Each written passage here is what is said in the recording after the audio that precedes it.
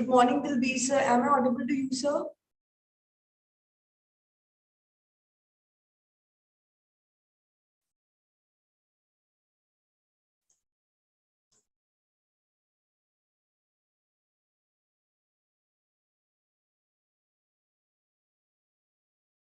Good morning, Ali sir. Am I audible to you? Good morning, ma'am. Yes, you are perfectly audible. Yes, sir. You are also audible, sir.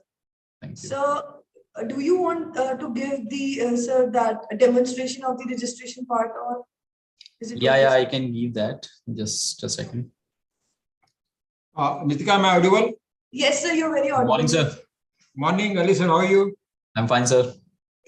You may, Alisa, you may brief the participants regarding the registration part. Yes, sir. Because Yes, only those persons will get a certificate who have registered on an NIDM site. Right. Please make them very clear. Yes, sir. I already told them. Yes, sir. Now I'm again saying there's a message in the chat box also. I'm again sending it. Yeah. You can see that message in the chat box. There is a link of NIDM training portal over there, training.nidm.gov.in. So all the participants have to go to that link, register themselves, and get enrolled to the program. The full process is given there. I'm also demonstrating here. I'll just share my screen.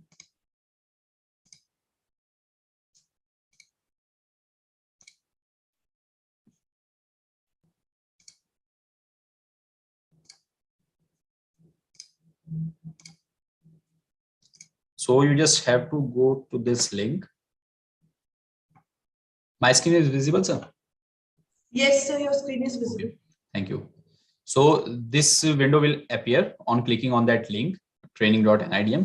आपको इसमें क्या करना है, अगर कुछ लोग हैं जो पहले से NIDM की ट्रेनिंग्स अटेंड कर चुके हैं तो उनका ऑलरेडी रजिस्टर्ड होगा इस पे, तो वो डायरेक्टली लॉग इन कर सकते हैं। वो डायरेक्टली यहाँ पे लॉग इन कर सकते हैं। लॉग इन करने के बाद मैं करके दिखा देता हूँ।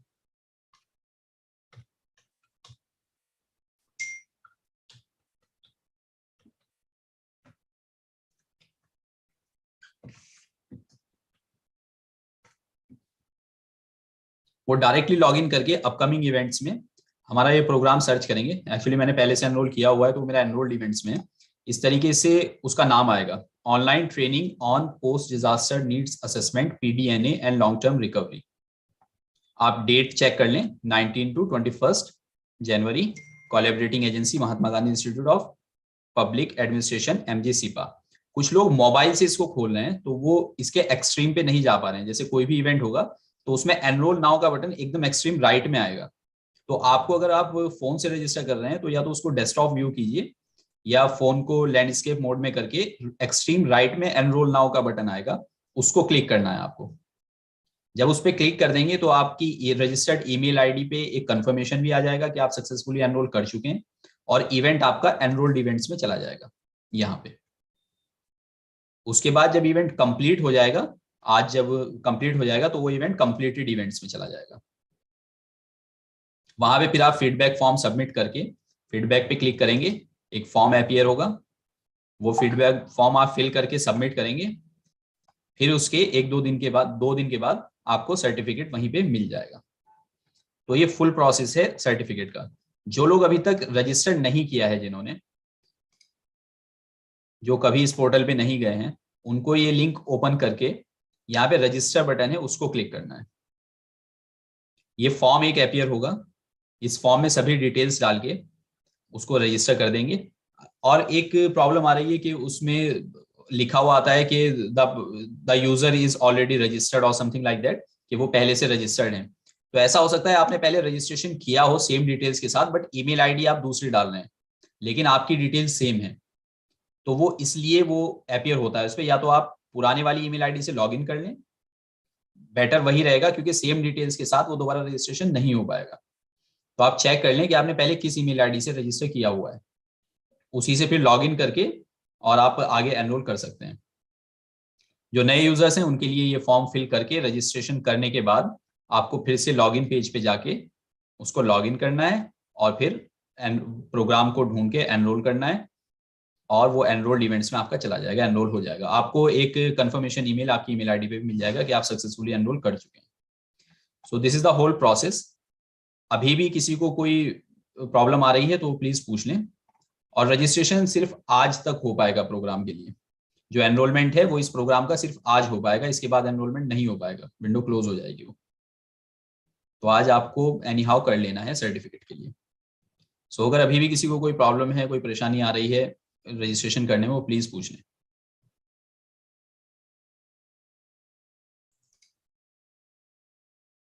Thank you, Ali sir, for this demonstration. And I hope all the participants may get registered and enrolled soon in the NIDM portal.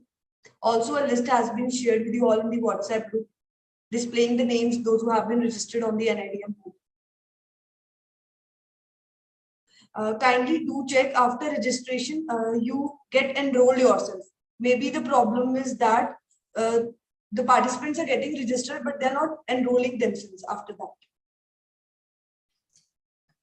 Right और बहुत सारे लोग कह रहे हैं कि एनरोल का बटन नहीं आ रहा है वहां पे। एक्चुअली आप लोग जब फोन से लॉगिन करते हैं तो वो पूरी विंडो नहीं अपीयर होती है। तो या तो आप उसको डेस्कटॉप व्यू करके एक्सट्रीम राइट में एनरोल नाउ का बटन आएगा, ऑप्शन आएगा, उसको आपको क्लिक करना है। तो या तो उसको लैंडस्केप मोड में करें फोन को, या आप डेस्कटॉप व्यू करें, तब वो आपको दिखेगा।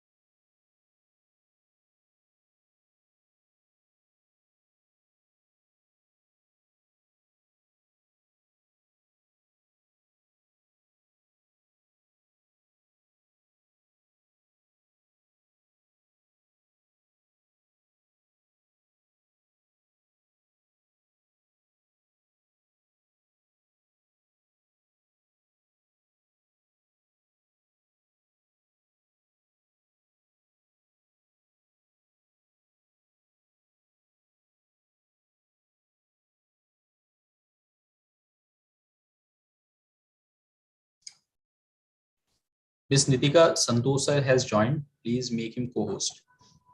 Yes, sir, I'm assigning him.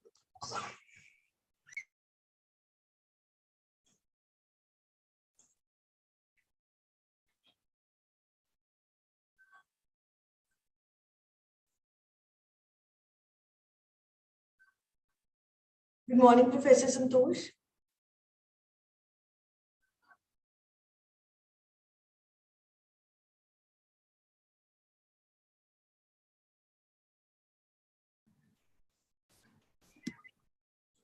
Hello. Good morning, sir. Am I audible to you, sir? Yeah, good morning. Good morning.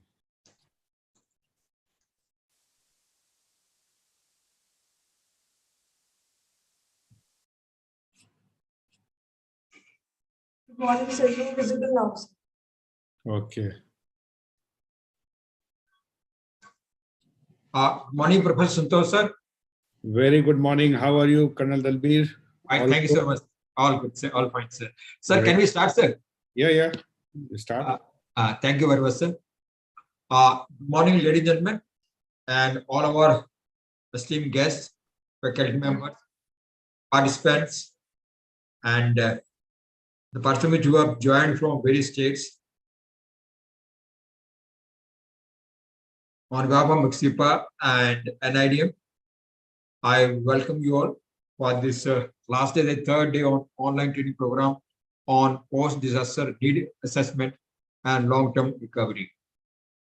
Before we again request Professor Santosh sir for the next technical session, I'll request my colleague Nitika to give us a brief review of yesterday, what we done and learned yesterday. Over to Nitika. Thank you, Colonel Dalbir. I hope I'm audible. Yes, you're audible. Okay, thank you, sir.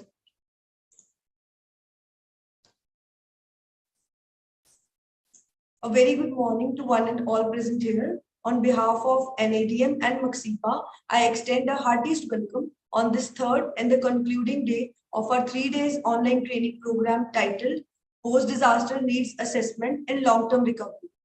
Before starting with today's technical sessions, let's have a cursory glance at yesterday's sessions. Yesterday, you all heard from two speakers, the former being Professor Santosh Kumar, Head GIDRR Division of NIDM. Professor Santosh deliberated on the conceptual framework of PDNA and highlighted the fact that customized PDNA is a well-believed and quantitative assessment where the process is scientific, which further requires an assessment of the damages and losses caused by the disaster. And to meet such challenges, a country affected by a disaster often requires the support of a wide range of national and international actors. Professor Santosh also enlightened us about the challenges of conducting PDNA with risks of financing mechanisms and what role these financial institutions play for being the focal point of discussion.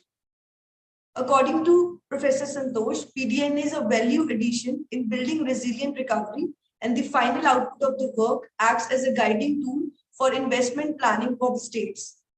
During and after this session, Professor Santosh very convincingly and patiently addressed all the issues of the participants regarding the tools and techniques of PDNA, thus sharing very fruitful and insightful information. For the latter session, we had among us Mr. Praveen Kumar Amar, disaster management consultant, who delivered on the supportive first aid and kitchen remedies for symptomatic relief. Now, beginning with our today's session, may I please request Professor Santosh for his session. Professor Santosh, over to you. Thank you very much, Nitika, for giving this elaborate outline that what we discussed yesterday and what we are going to do today. This is very interesting, the kind of questions which we had yesterday. That is showing that the interest in the whole of the group that they wish to understand about this PDNA.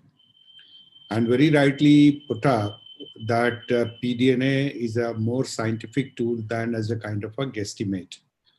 And that is why we call it as a value addition from the previous memorandum. And memorandum was always, we considered as an inflated assessment of the disaster impact. And we are saying that this is more of us, more or less, almost closer to the reality. It's just not that it is PDNA, but the kind of and the way we do the assessment. So that is why it makes us much more scientific. We apply many of the existing technology in the assessment. We go by, say, remote sensing and other mapping system, which we have. So many technologies are applied in this so that human error can be avoided in terms of making assessment. Many a times when assessment driven kind of approach when we adopt, that lot of malfunctioning also might take place, whether supporting someone or not supporting someone. So when it becomes in the hands of the assessor, though it becomes assessor driven assessment. But here the technology and assessor both go together. So what is not being done by the technology can be supplemented with the people who are actually undertaking this exercise. And whatever is not being addressed by the people, the technology can help. So these are interdependence. And that is what the beauty of this tool is, to give you a very good insight that what is the impact and effect on the disaster, So I would start with two major concepts today on this. That when we say, yes, we mentioned yesterday, that when disaster happens, uske impact ko kaise dekhte hain. Memorandum is submitted in a week's time, 10 days time, or a maximum as a 15 days, 20 days time. But PDNA in fact starts after 15 days time, 15 days of the time of disaster, the event. So there you can find out that how, and it goes with the longer process of say 15 days or 20 days exercise, where all sector people get involved, get engaged, productive sector, then you find out the social sector, then you also find out the tertiary sector. So all sectors are get assessed. And there we apply technology so that we can get the real kind of assessment. So when we call about the effect of disaster, so effect of disaster is the short term, that what is the effect on the structure, what is the effect on the movable property, what is happening on the so man and machine, how the deaths are taking place and how many people have died, how many buildings have collapsed, and how many equipments are actually not in the function, how many bridges, it's all effect, but it's not an impact. So impact is a larger social engineering and with social issues. Somebody loses livelihood, somebody loses their family members, somebody loses, children becomes orphans, and somebody go for migration. So these are when it's combined with the effect and the impact, then we can say that, yes, this is how disaster has impacted on the state A or state B or state C. Like yesterday, I was mentioning that how disaster issues can be addressed when it comes to this social reality. That if a building is collapsed and the family doesn't have the repaying capacity to rebuild. So repaying capacity meaning they were to fund their own reconstruction. So if they do not have that, what kind of a mechanism from where they can get the resources and start their life again? So they will definitely look at the government, local government. Local government would say that I don't have money to support such kind of event. Large number of people have lost their these houses. And you said that yesterday I was showing the data, the 60 to 70% of the collapses, the loss data is coming from the housing sector. So if large number of people, their houses get affected, that how we are going to support. As a government, we say that we have a limited money available. So what that people should be doing, either they go without shelter or government creates at the most as a kind of a camp. Being the welfare state, government has to make a provision. And I said yesterday that every provision or every expenditure has a cost, and that cost will go as a kind of a indirect losses. So the impact and effect analysis is very, very important to undertake. So after that impact and effect, then we say that how the need is understood. Then we said PDNA, post-disaster need assessment. So how need is going to be addressed? A need assessment is a very critical thing to understand. As I said that if you are assessing, as I gave the example of 2 states yesterday, and that was that I gave that 24,000 crores of funny cyclone of Orissa, and their recovery cost was coming out almost 25 to 26,000 crores. So similarly, Kerala. So, and if they are left with only say 2,000 crore or 3,000 crores of money with them, so then the issue of prioritization would come. So how to prioritize? This is the biggest challenge for anyone or any of the government when we see. So what I would suggest to see that how we are going to actually address this issue when it comes to the need analysis. So need analysis, try to understand what is need. So need is the amount which we are talking about that to bring back normalcy. So bring back into normalcy means that we have to prioritize. As I said, that depends on the value of money which we have with ourselves. So recovery needs have to be identified. And that recovery needs is to identify which is urgent and which is, you all must be knowing the management principle of Johari window. And there we say that what is the important and urgent and important. And one is the urgent but not important. Many things can be said that yes, it's not important and not urgent. And it's very urgent but not important. Isn't it? So there when we go for the classification, and here we are determining what is urgent and important as well. So important and urgent, so how that will go into the category? Do we have enough money to address urgent and important? And we can say the classify urgent and important, urgent and not important.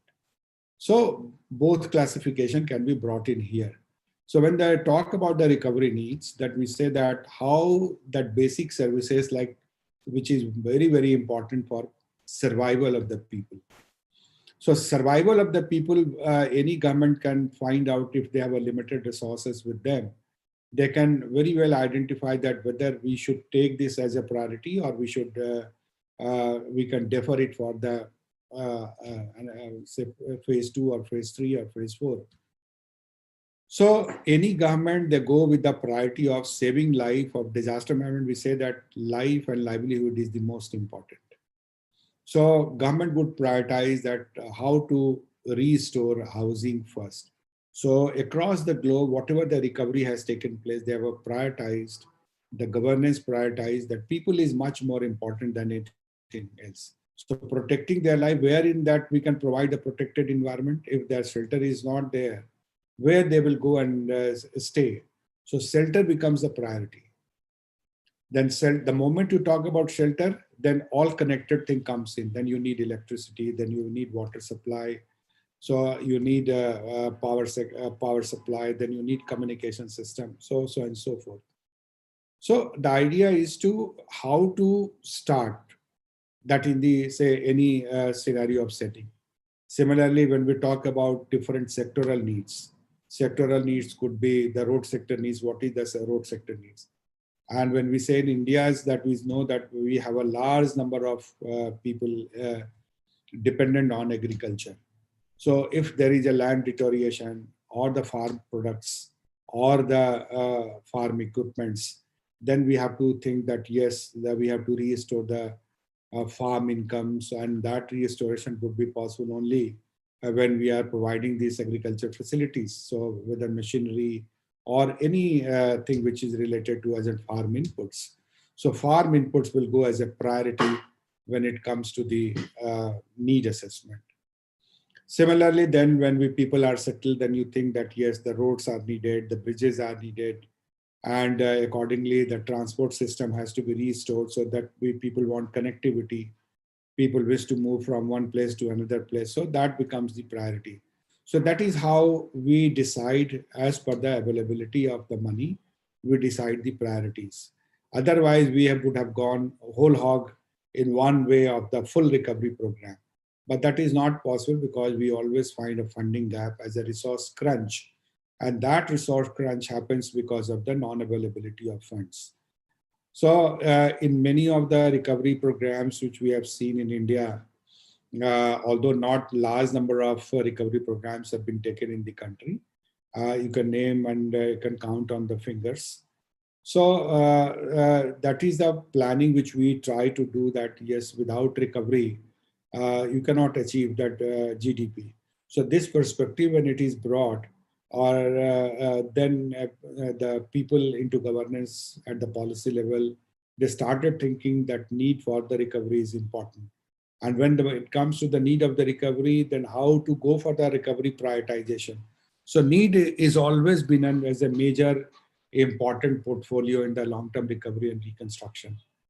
And there we say that if suppose you have a larger need of people living, if large number of houses, as I was giving example of Gujarat earthquake.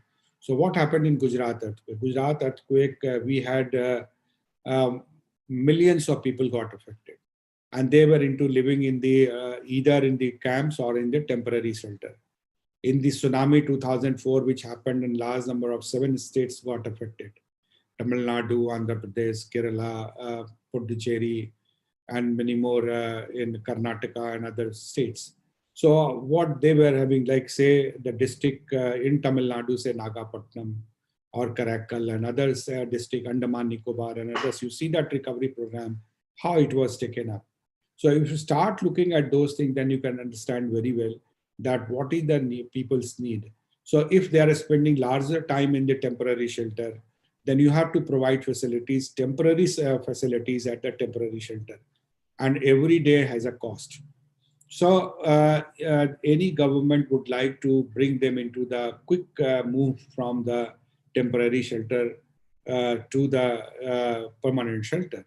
So housing always becomes this important and allied thing, like I said, that housing, water, power, and so on and so forth. So quality of life, to restoring quality of life of the people becomes the top priority of any of the recovery and reconstruction program. Second is, this is also a compulsion of the governance. If you do not address people's, and in the constitution, what we say, right to life with dignity. So right to life has always been the priority, irrespective of which government or is controlling the resources or they are into governance.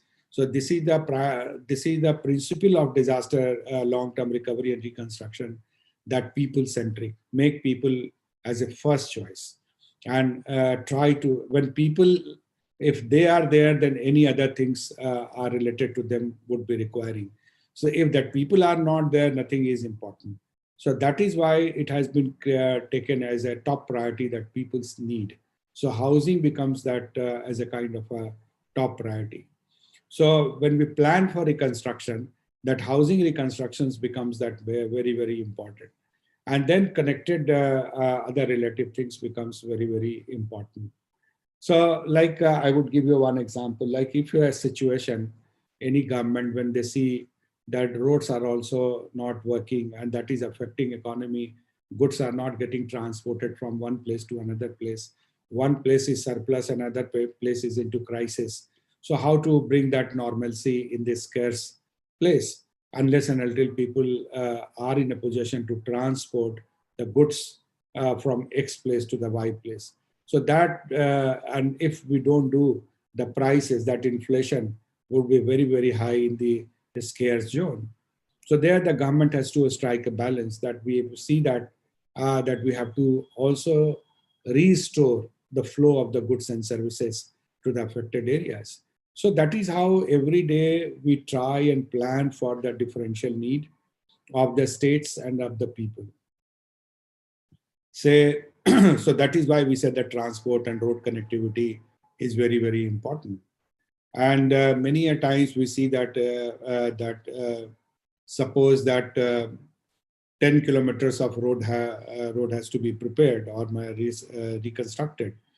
But 10 kilometer might sound as a very small requirement, but that 10 kilometers would have huge implications of the local economy.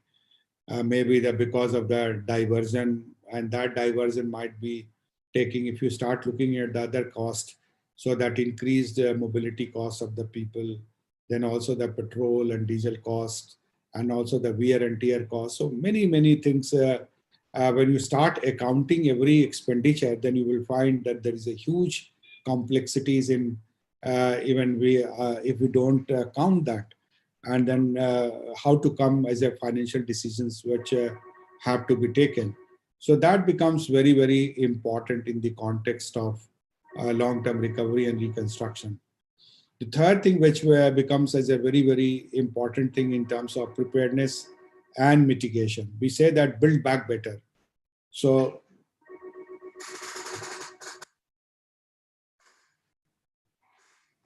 just one sec, please. Hello.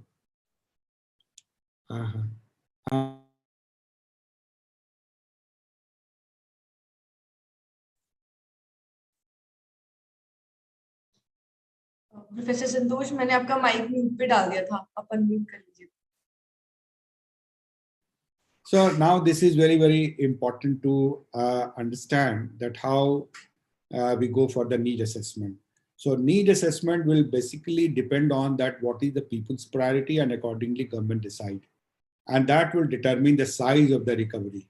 That whether you identified initially that total requirement is say 40 crore, 40,000 crores, 50,000 crores, if the big disaster, or the smaller disaster, maybe 3,000 crore, 4,000 crore, 5, depending on that, the assessment you made. And if you have that entire money, you can go whole hog. You don't have to prioritize. And you have the resources, and you can decide, the government can decide, okay, we have money, let's go all out for this. So we don't require any kind of assessment for identification and classification for the need. But if you are falling short of resources, then you have to classify. You have to prioritize. You don't have any choice for not making it. So whether you go by their own resources, the budgeted resources, or dovetailing of the development priorities to the recovery priorities, then also going for the long-term loans from the multilateral agencies like World Bank and ADB. So that depends. वो कहते हैं कि जितना चादर हो उतना पैर पसारे. So आपको चादर के size को देखना होगा, और accordingly you have to have the priorities. This totally as that we know that what is the difference between the private finance and that public finance. So in the private finance, what we do is that we first look at the need, the budget, that what is the budget available to us. And accordingly, we decide our priority expenditure during the month. But in the public finance, things are different. But see that what are the needs first. And then we go for the budgeting and trying to get resources from different sources. If you doesn't have money on your own, then you go for other sources. So there, what we say that the public finance start operating here. So, but this will give you a clear-cut indication that what we need and what is to be carried out in the whole of the process of. The recovery reconstruction, if you see what we say that recovery, starting from the income to the kind of basic services, then restoration of production, and then quality building of your structure, and those structure which we say, we always say build back better, meaning thereby back better means I always call it build future better. We are not building back better, but recovery we are doing it, but we are building future broader and better. So here, nobody wants to rebuild the risk. Like suppose if your housing pattern, which you had 50 years old and it has collapsed due to disaster, and you are recreating. So this recreation is the rebuilding as a similar design which you had, and no improvement in kind of design or in terms of material or in terms of resilience, then we are saying that it's a rebuilding risk. So this is not the principle of long-term recovery and reconstruction. So reconstruction always say that even if you are spending money, this should be considered as an investment, not an expenditure. So there, when you so that you can get that dividend in terms of resilience. So once disaster strikes, your this structure is safe. So you don't have to go for rebuilding again. So there, what we say that the resilience, your building resilience has a huge dividend to draw. So that is why we always propagate that building resilience would be very, very important when we are talking about building future better. So these and everything, any modern thing which you say has a cost. Like suppose we had a, say we say that any institution like say NIDM or MGSPA or any office or any government, suppose they have the capacity of 50 people to sit and it has collapsed during the disaster and you wish to recover, then you don't want to, that was constructed at the time of say 50 years ago. That time the need for the 50 was good enough. But today, when we are going for the reconstruction, then you have a choice whether you go for expansion or not. So that expansion has additional cost. But normally in the recovery program, government go for, they adopt modernization also. They adopt kind of expansion also. And they also adopt new design. So the repetition of the old design is avoided and we go for the new design. But everything has a cost. These costs will always go into the additional cost, as we say, as a loss, not it will go into the damage. So when we are putting a kind of assessment and you are putting a kind of a format, and in that format, one side you are keeping a damage, the other side you are keeping a this loss. So these additionalities, all these additionalities, such as modernization, expansion, resilience feature, risk reduction, all will go as additional cost, the side of the losses. And also those things will go into the losses where you have a temporary shelter cost, temporary power supply cost, temporary health facilities cost, all will go into the loss. So damage has a very, very clear-cut indication of that we are putting up into the damage of those things which have kind of a replacement cost value of the structure and also the machinery and the equipments. So I'm sure you must be having some clarity. So when we talk about recovery needs in terms of what is the recovery, one is the recovery and another is the reconstruction. Reconstruction, I mentioned that how go for modernization, how to go for expansion, how to go for resilient building, and so on and so forth. But other thing is that when we talk about recovery of what, the fundamental question, what do you wish to recover? So that recovery will come from we are saying that many people have lost livelihood. Say pandemic has given this kind of a challenge all over. In pandemic, what we are talking about? In pandemic, we are saying that this is the loss which is occurring due to the pandemic, and people have many of the industries got shut. Say the sector of tourism got totally closed. That movement of aircraft, movement of people, mobilities, and everything. So many people who were livelihoods were dependent on these sectors. They are totally out of money. So then we need to recover them. So economic recovery of them. So livelihood has to be restored. Social, cultural, and environmental assets which have lost, that has to be, say in Gujarat, when we were doing long-term recovery program, we found many of the heritage building got collapsed. And if you may recall this Nepal earthquake, and in the Nepal earthquake, huge, everywhere the collapse of heritage structure was there. And many people used to visit Nepal to see those structure. So now how to restore those structures? This is a value. Would we say that if any cultural heritage or heritage building, the recovery cost, the structural cost could be say 10 crore or 20 crore. but their essence of cultural heritage will not be restored. So we have to see that what is the cost of 200 old buildings, which is a heritage building. And so how to go by that? So you can very well imagine that big temples in India, mosque is there, the good very old churches are there, where the culture, that shows that evolution of culture. How, suppose India's culture, you wish to see that from where we came, and then after that, then Mughal came, and then after Mughal, Britishers came, and then after the Britishers, and all those civilizations, those who came, they created the different structure, which has become that heritage sector today. Whether it's you can consider as a kind of a, we always say that X structure was built during this period. So periodic structure have to be kept in the kind of they have a larger heritage value. You can see the museum. I was telling that if any museum get fire, उसमें आग लग जाती है museum में,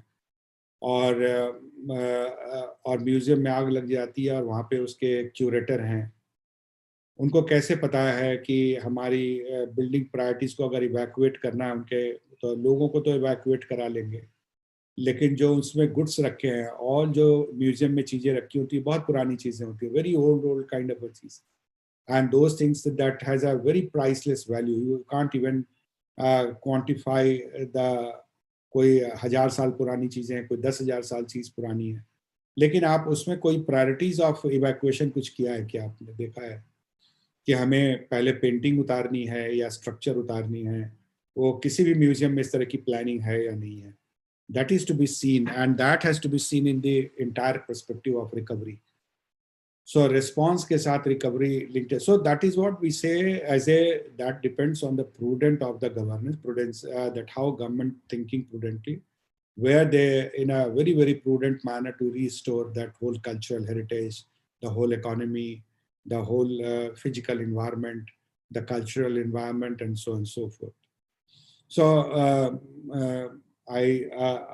so that is how we preserve our whole of the system.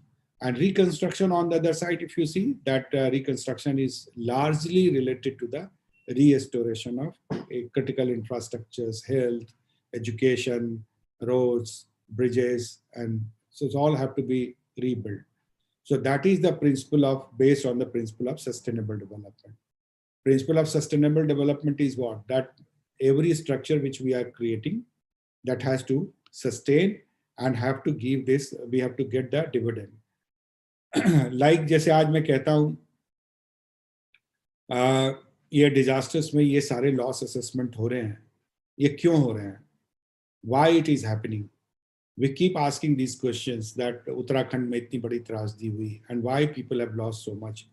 In Kerala, so much of 25,000 crores. In Fani, 24,000 crores. ये 24,000 crores वगैरह ये सब क्या हैं? What is this? What this indicates? ये किस चीज को इंडिकेट करता है? इतनी सारे लॉसेस हो रहे हैं और उस लॉस के कारण बहुत सारे के लोगों की जान भी जा रही है. मैं हमेशा ये मानता आया हूँ, and I would share with all of you that this is a classic failure of development, and this is a classic failure of development when you know that I'm living in the flood-prone area, the whole society and civilization in the flood-prone area, whole civilization is in the earthquake-prone area.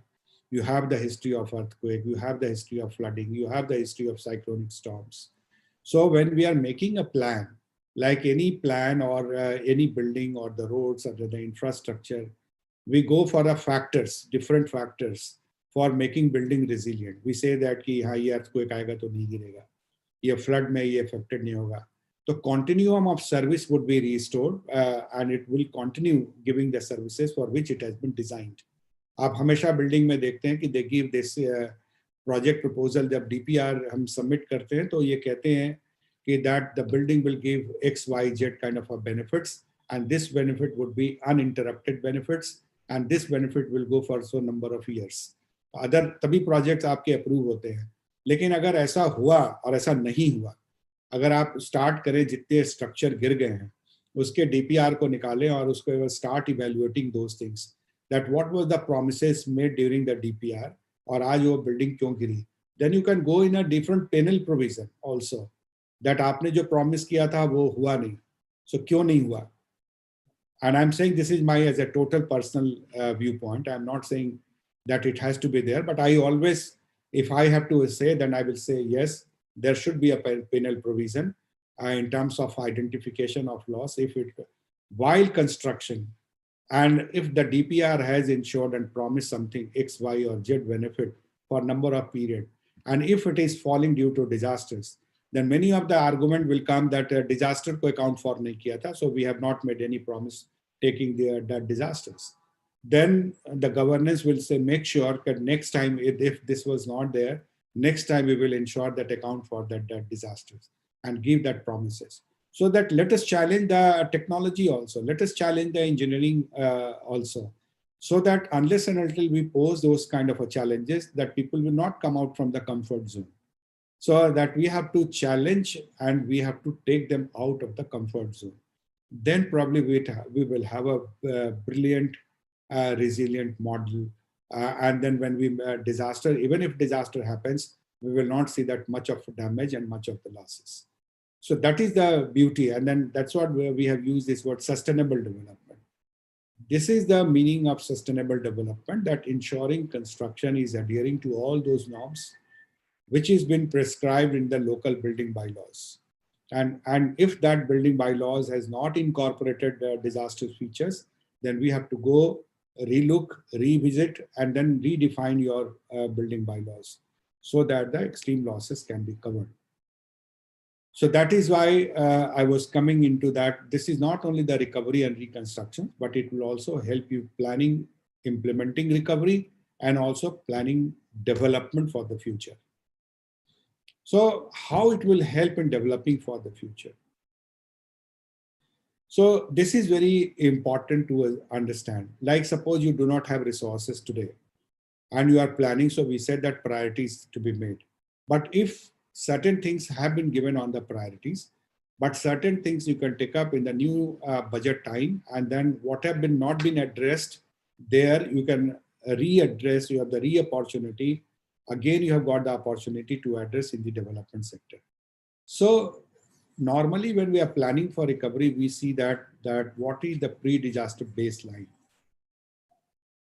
which I was saying as a social, economic, cultural, financial, everything you can consider as an input for the planning for the recovery. Then we say the disaster effect, which are the buildings which have collapsed, which are the equipments which is not working, what are the goods which have been destroyed. So all those will go as a kind of an effect. Then you go for impact. That impact is a long-term, I said. That economic losses, human impact, livelihood loss, mobility, then we say as a migration and so on and so forth. So say I always say that, say Punjab, I'll give you the example from Punjab. If there is we said that water is depleting in Punjab.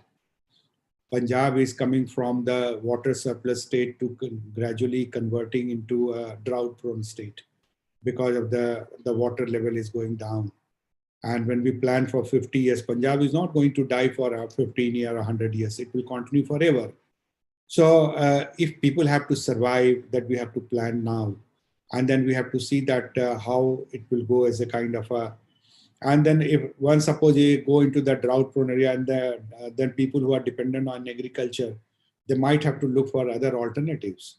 So either they will migrate and or they will leave the agriculture and go for some other jobs.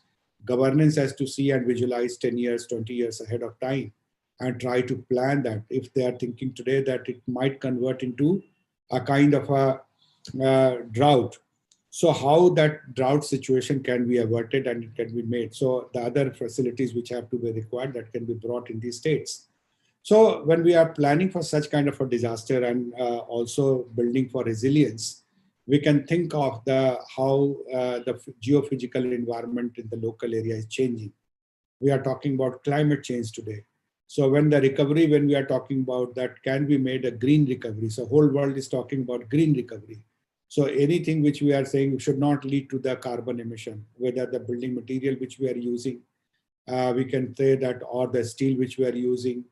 So many new considerations have come up for going for a green recovery. So this would address that recovery needs, including Build Back Better and also including disaster risk reduction. So if not today, then we are adding risk to the future. And when I was telling that if that the situation emerges in Punjab, many families would like to migrate to Canada, might to migrate to Hong Kong, many migrate to overseas, or might wish to migrate to any other states of the country. So what will happen? Few family members will stay back and they will continue with agriculture. Other will say, no, I will migrate and I will need money. So they will say, okay, then you can sell off your share and I will stay with my share. Then land fragmentation would start. So other issues will start emerging. So that is the idea when we say that long-term recovery planning gives you an idea to assess the whole of the situation of the state and start planning for the future. So this gives you the strategy, the public policy, that what kind of a public policy which we say that. I always gives this as a kind of understanding that if somebody is willing to calculate that how a baseline could be assessed. Like this is an example, I'm not going to ask you to calculate, but what I'm saying is that when we see this one example, like one coffee shop is earning $100 a day, and 3 years ago, you can see that, but I can skip, I will share that slides to all of you because I'm not going into the exercise more, but just I wanted to elaborate and qualify my points. So the point which I was trying to make is in terms of understanding the social cohesion while making into a kind of a understanding the risk, understanding the challenges, and how this tool can give you a perspective for a perspective of taking the development discourse in a new framework. Suppose in 2022, your state get affected by one disaster and you are planning for recovery in 22, but it will also give you insight for planning for 2025, your development discourse. So this is the opportunity also we can try to get, and if that disaster has become as a crisis situation, we can also draw this as a kind of a, so what I would say in terms of post-disaster need assessment, I'll tell you, when we went after this Gujarat, after this earthquake of Nepal happened, and that time I was heading the SARC Disaster Management Center, I rushed to Kathmandu, and I was discussing with the Planning Commission Vice Chairman of Government of Tamil Nadu, Government of Kathmandu, Nepal. And he was saying that PDNA is, we suggested to go for PDNA long-term recovery because they faced this disaster as a kind of after 100 years of a bigger disaster the governors never faced in Kathmandu or in Nepal.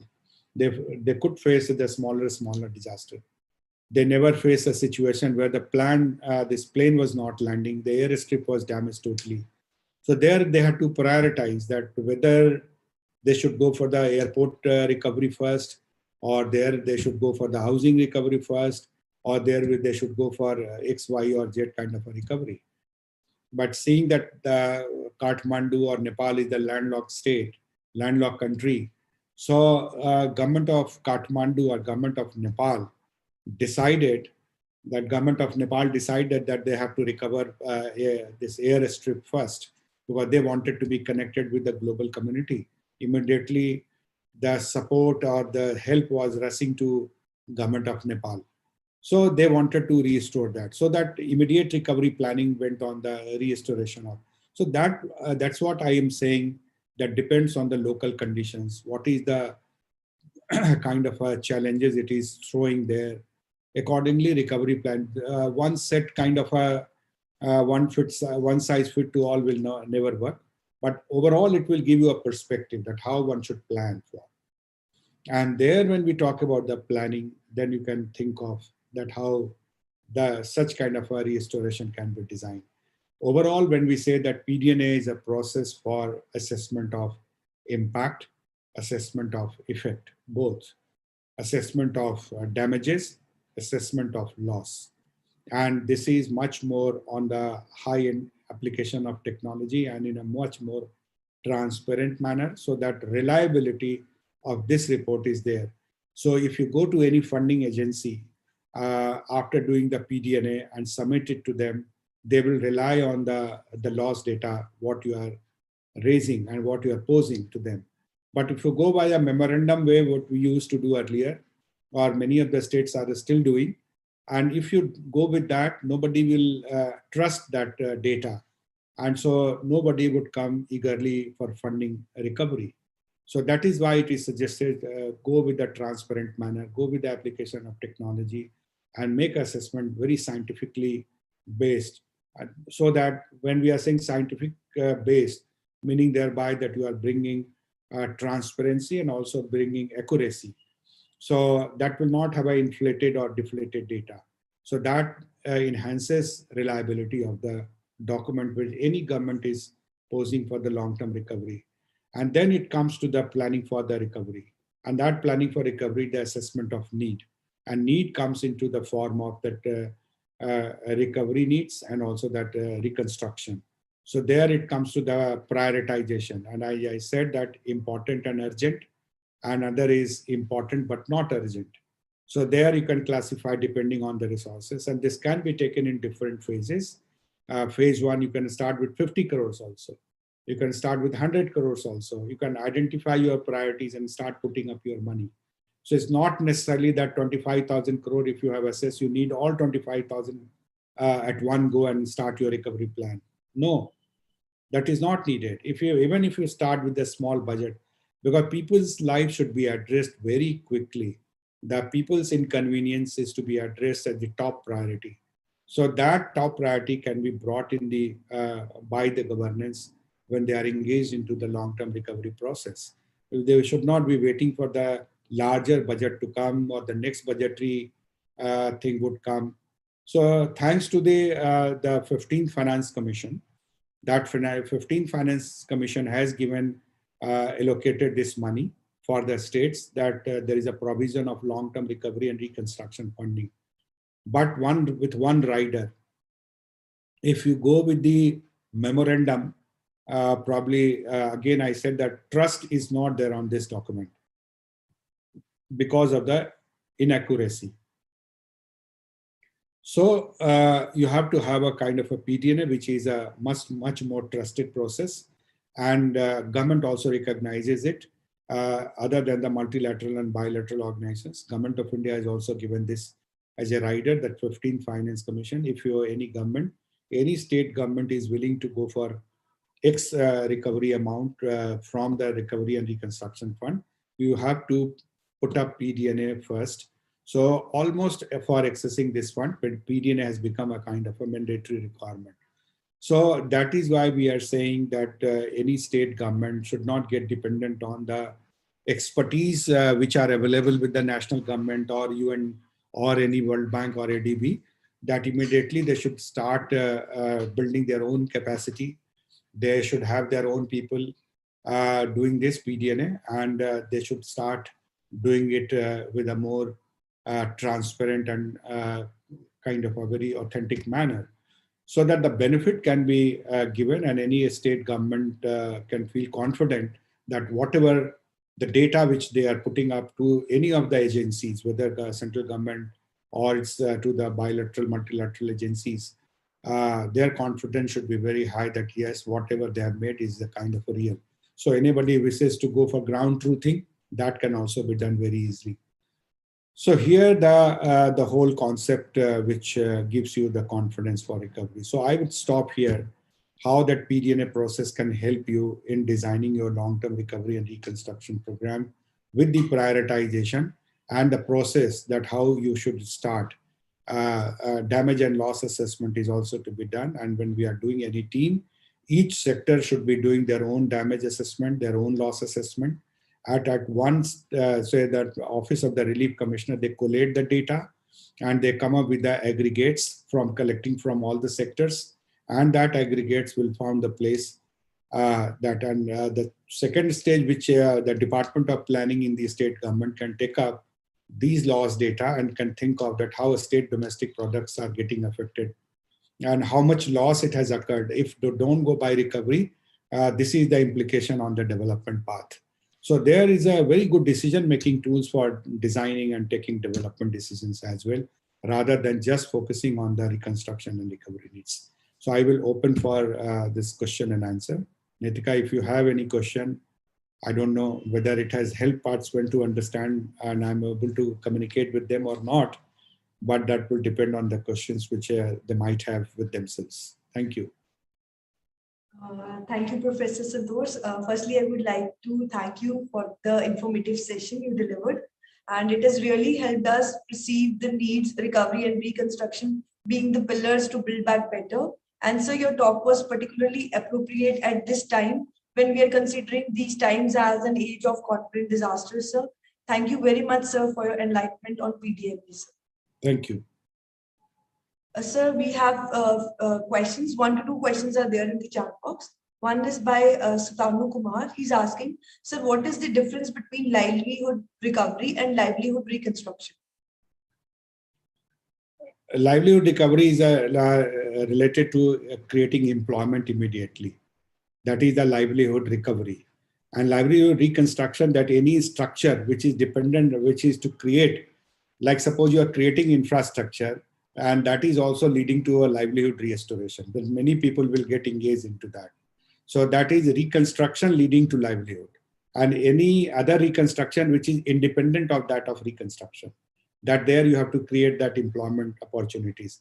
Like say here, currently you can say that the tourism sector is severely affected in this COVID-19.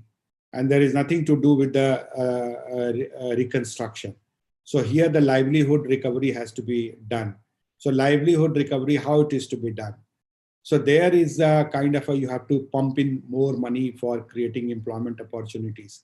And that employment opportunity is not leading to the reconstruction, but employment opportunity by making investment in any of the sectors which can grow. So like in India and also in other parts of the world, in America, I was giving example, livelihood restoration to grow, keep economy growing. So what they did, $1,000, they give that unemployment benefits to the people who lost their jobs. So they had to get registered and they had to, so government started pumping money. So that $100 were able to create effective demand in the economy. Earlier when you don't have money, so there was no demand. So no producer were coming forward to produce, even if the kind of arrangement, because soon after the lockdown, economy had to recover.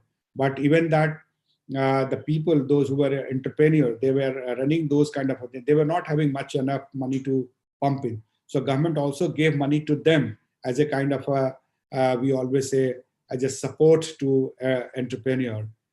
So that kind of here also thing came up in India as well. So ultimately, this is the recovery which we say as a depending, not related to reconstruction, but dependent to restoration of the livelihood by means of giving money in the hands of people or creating employment opportunity towards different sectors. Thank you, Professor Santosh. He has asked one more question. So what would be the quantum of a disaster to conduct a PDNA, or PDNA can be conducted for any sort of disaster, any kind of disaster? Largely we cover because PDNA in big disasters, like a small disaster is not much on implications on the employment, much not implications on the economy, not much implications on the recovery.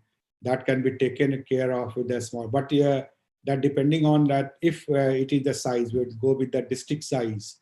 And if whole of the district, if 70% of the district people are affected, then in terms of district economy, it is much more powerful. So they can undertake at the district level. For the state, it might be a meager one when one district gets affected. But if the several districts gets affected for the state, it makes sense that to go for the PDNA. Otherwise, that assessment, always good to have damage and loss assessment done. I'm not saying that don't do that. Instead of memorandum, I am saying again, if any building which is collapsing, even in the smaller scale, and if it has a revenue value, you must calculate the revenue loss as well. So that will help you, be it a small disaster or a bigger disaster. Only thing you have to, if only say, instead of 30 sectors, only 2 sectors get affected. Let the 2 sectors do the PDNA. It's not the whole sectors kind of a PDNA. So that depends, because there you are not going for long-term kind of a recovery, reconstruction and all. That could be taken care of by your own budget. So own budget, so any government can decide and immediately plug in with the support of that money. So large scale disaster or medium to larger scale disaster, it would be advisable to undertake. But even in the smaller disaster, to understand it better, that exercise can be done, because it's not a, for a small scale disaster, it's not a very cost intensive exercise. It is a small exercise, so that can be taken up. In any case, we are doing the damage assessment, so we can do that damage as well as the loss assessment. Thank you, Professor Santosh. So I would like to bring to your notice that we have 2 hand raised and some more questions. So we should take them later, or we should consider. Some other person would take session. Mr. Prusty would be there. And after that, probably, but take 1 or 2 questions you can take now. So that Yes, Prusty will be speaking from 12 o'clock or what? Sir, actually his lecture was supposed to be by 11:40, sir. 11:40. So 1 question and we can, so that one should not get disheartened. So I can see 2 hand raises. One is by Shyam Sundar, sir. So if you would like to ask any questions, sir, please unmute yourself. And one is by Mohammed Bakir, sir.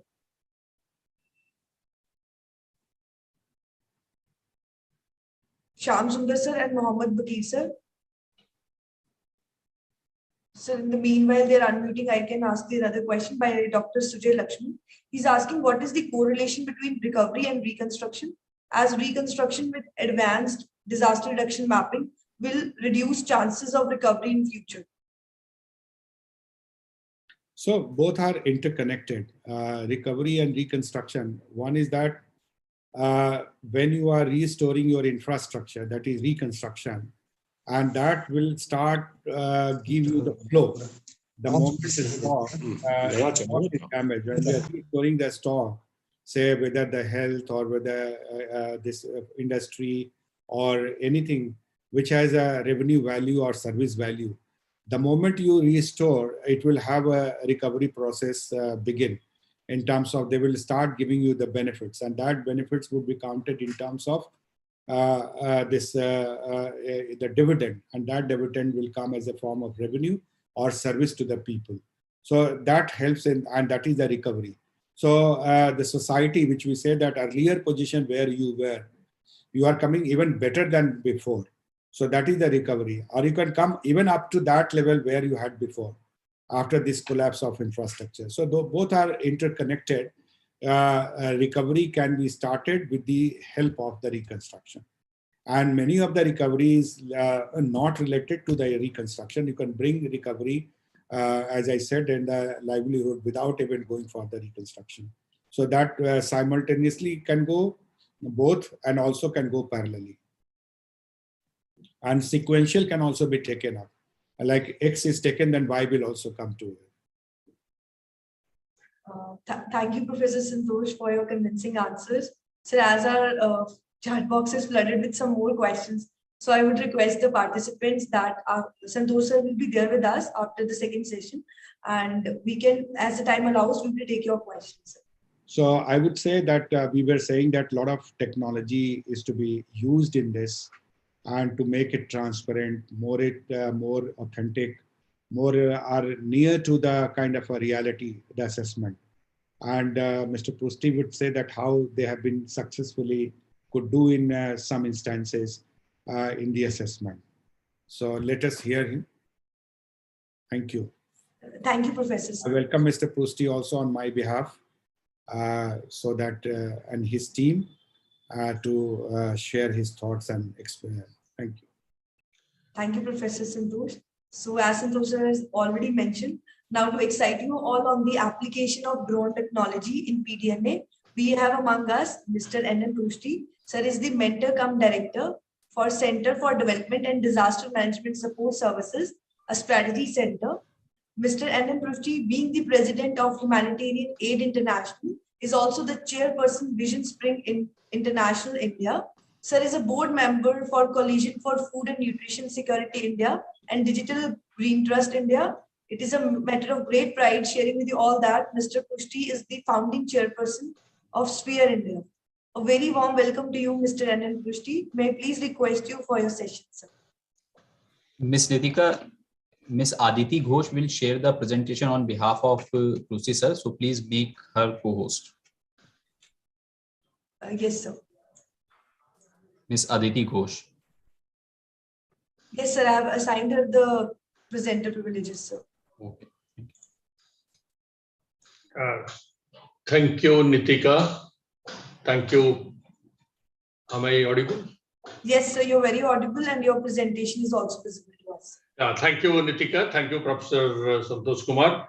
I was sitting through the presentation of Professor Santosh Kumar, and I was really very happy to get a lot of clarity in terms of recovery, reconstruction, need, damage, loss, those kind of details. So he's a great friend and great intellectual.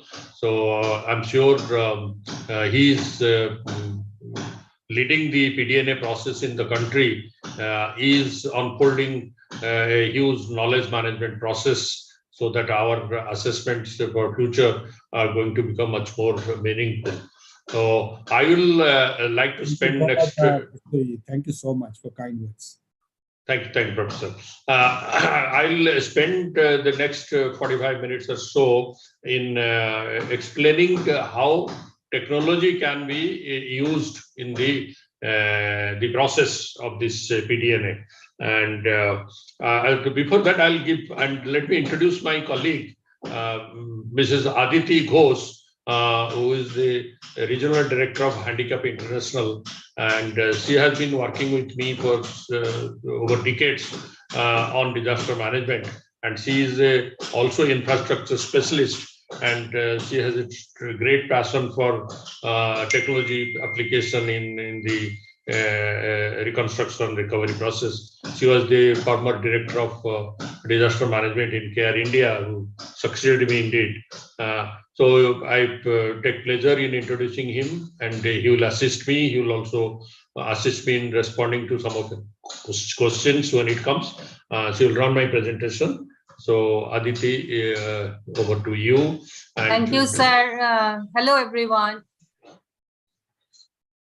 Okay, thank you. So let me start the presentation with a statement that India has been the pioneer in showcasing that how preparedness and systems integration, stakeholder engagement can bring down the human casualties. And Odisha demonstrating the single-digit number in the human casualty, and followed by that, I think we have been seeing several disasters where the human casualty has been minimal. So this is a tremendous accomplishment for the Indian disaster management ecosystem. And with that, our friends are here among the participants. So all of them have, many of them have contributed in that process. So my congratulations to them. While lauding, who is applauding the great accomplishment, I want to make a statement which is very horrifying. That you know, in the world, India is the second largest loss maker in disasters, with asset loss. China leading the table with the $238 billion, and India followed that with $87 billion. This is a figure, of course, little dated figure. It is of 2020, but the analysis came out in 2022. And Japan marginally follows India with $85 billion losses. So these losses are primarily in terms of your infrastructure loss or other kinds of loss. So how we can reduce this, because these losses have got tremendous productive value, and if we can minimize, we can prevent, it is good, but if we can minimize, it will be great. So how we can minimize? So there is a lot of things, a lot of people are working in many approaches, and PDNA is one of those approaches, which is comprehensive, multi-sectoral and framework based, and India is a leading country to practice PDNA. So in the PDNA, technology application is one important area, and I and my colleagues, we are working through the platform called Techno Humanitarian Platform. It's a drone for humanity, and that application, we are using drone and artificial intelligence, machine learning, to see if we can bring value to this whole the loss damage assessment process. And on this presentation will give you some instances, some examples how we did it in Jajpur after the 2020 flood. We have done this exercise in a pilot scale in 5 or 6 places by now. It was the proof of concept was done again in Odisha after the Fani cyclone. And from there, it has, over the years, it has been tried in several states. Bihar flood, Assam flood, cyclones in West Bengal, in Sundarbans twice, and in Maharashtra, and in Odisha flood, in several places. But still, it's in the pilot process, because the idea is that the people and system and the stakeholders must internalize and appreciate and put their stake into this process to take it to scale and systematize. And I heard Professor Santosh Kumar repeatedly telling that how the trust will come, how the reliability will come, how the accuracy will come in your assessment, so that it is not the memorandum that is submitted to the Government of India and all that. And as of now, till today, we have been probably doing it in a much more ad hoc manner. But with the 15th Finance Commission coming and asking that a systematic process, PDNA, to be followed, and it is only to make sure that the information provided or the estimate provided is nearer to accurate. So that in that direction, this pilot trials probably is going to help. So therefore, I am making this presentation for your information and understanding. So in this Jajpur flood, we limited this exercise. Let me, before this coming to the point, let me tell what is a drone. Drone is a unmanned flying vehicle. So it is like a aircraft, like a helicopter, but it is unmanned. It runs with a command from the ground, and you must have seen many drones used in doing the marriage photography, and the drone is exactly like that. It has different types of camera, different types of endurance, like how long it can travel, you can fly, and all that. So these are all the technical features. I'll not go into those details. If you want to know about the features of drone and all that, my colleague Aditi also will spend some time subsequently to tell you about that. And when a drone flies, what we do in this, that we allow a drone to fly controlled in the ground by a trained drone pilot. Because anybody cannot fly a drone for doing this exercise. DGCA, our Government of India protocol, demands that drone has to be an approved drone, and drone, drone can also do mischief. So therefore, there are control mechanism that a drone has to be no takeoff, no permission, no takeoff. If you are not a approved drone, even if you want to fly in a restricted area, you cannot fly. So it is in a particular area. If this area is you can allow a drone to fly, then only a drone can fly. So that kind of registration, and every drone has a unique number. DGCA provides its unique number, and drone is to be flown by a trained pilot, and these pilots are also given certification from the DGCA. So these are some of the basic requirements for using a drone to do this. And when a drone we fly, it will, what you will do, like marriage photography, it will also take photograph, and it will take static photograph, it will take video photographs, and it has got sensitive cameras. It can take photograph at a lower height, and the pilot can see in the terminal that what is taking the photographs, which area is mapping. All these things can be, the pilot can see. And not only that, even the pilot can transmit this or give a link to the control room. Suppose you were doing it from the District Disaster Management Authority.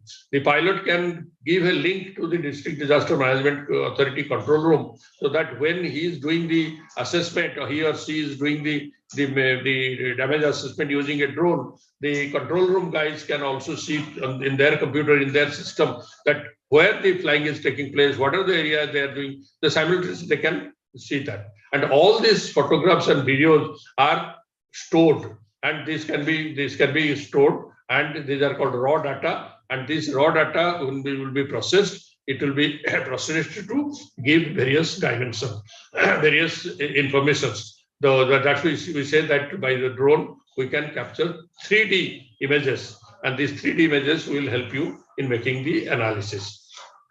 So let me now go to what exactly we did in one of the assessment.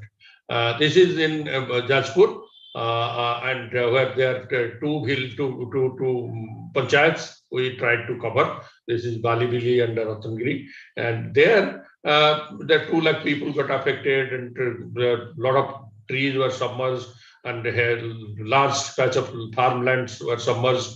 And when you know the farmlands get submerged in the flood water, the crop gets lost and all that.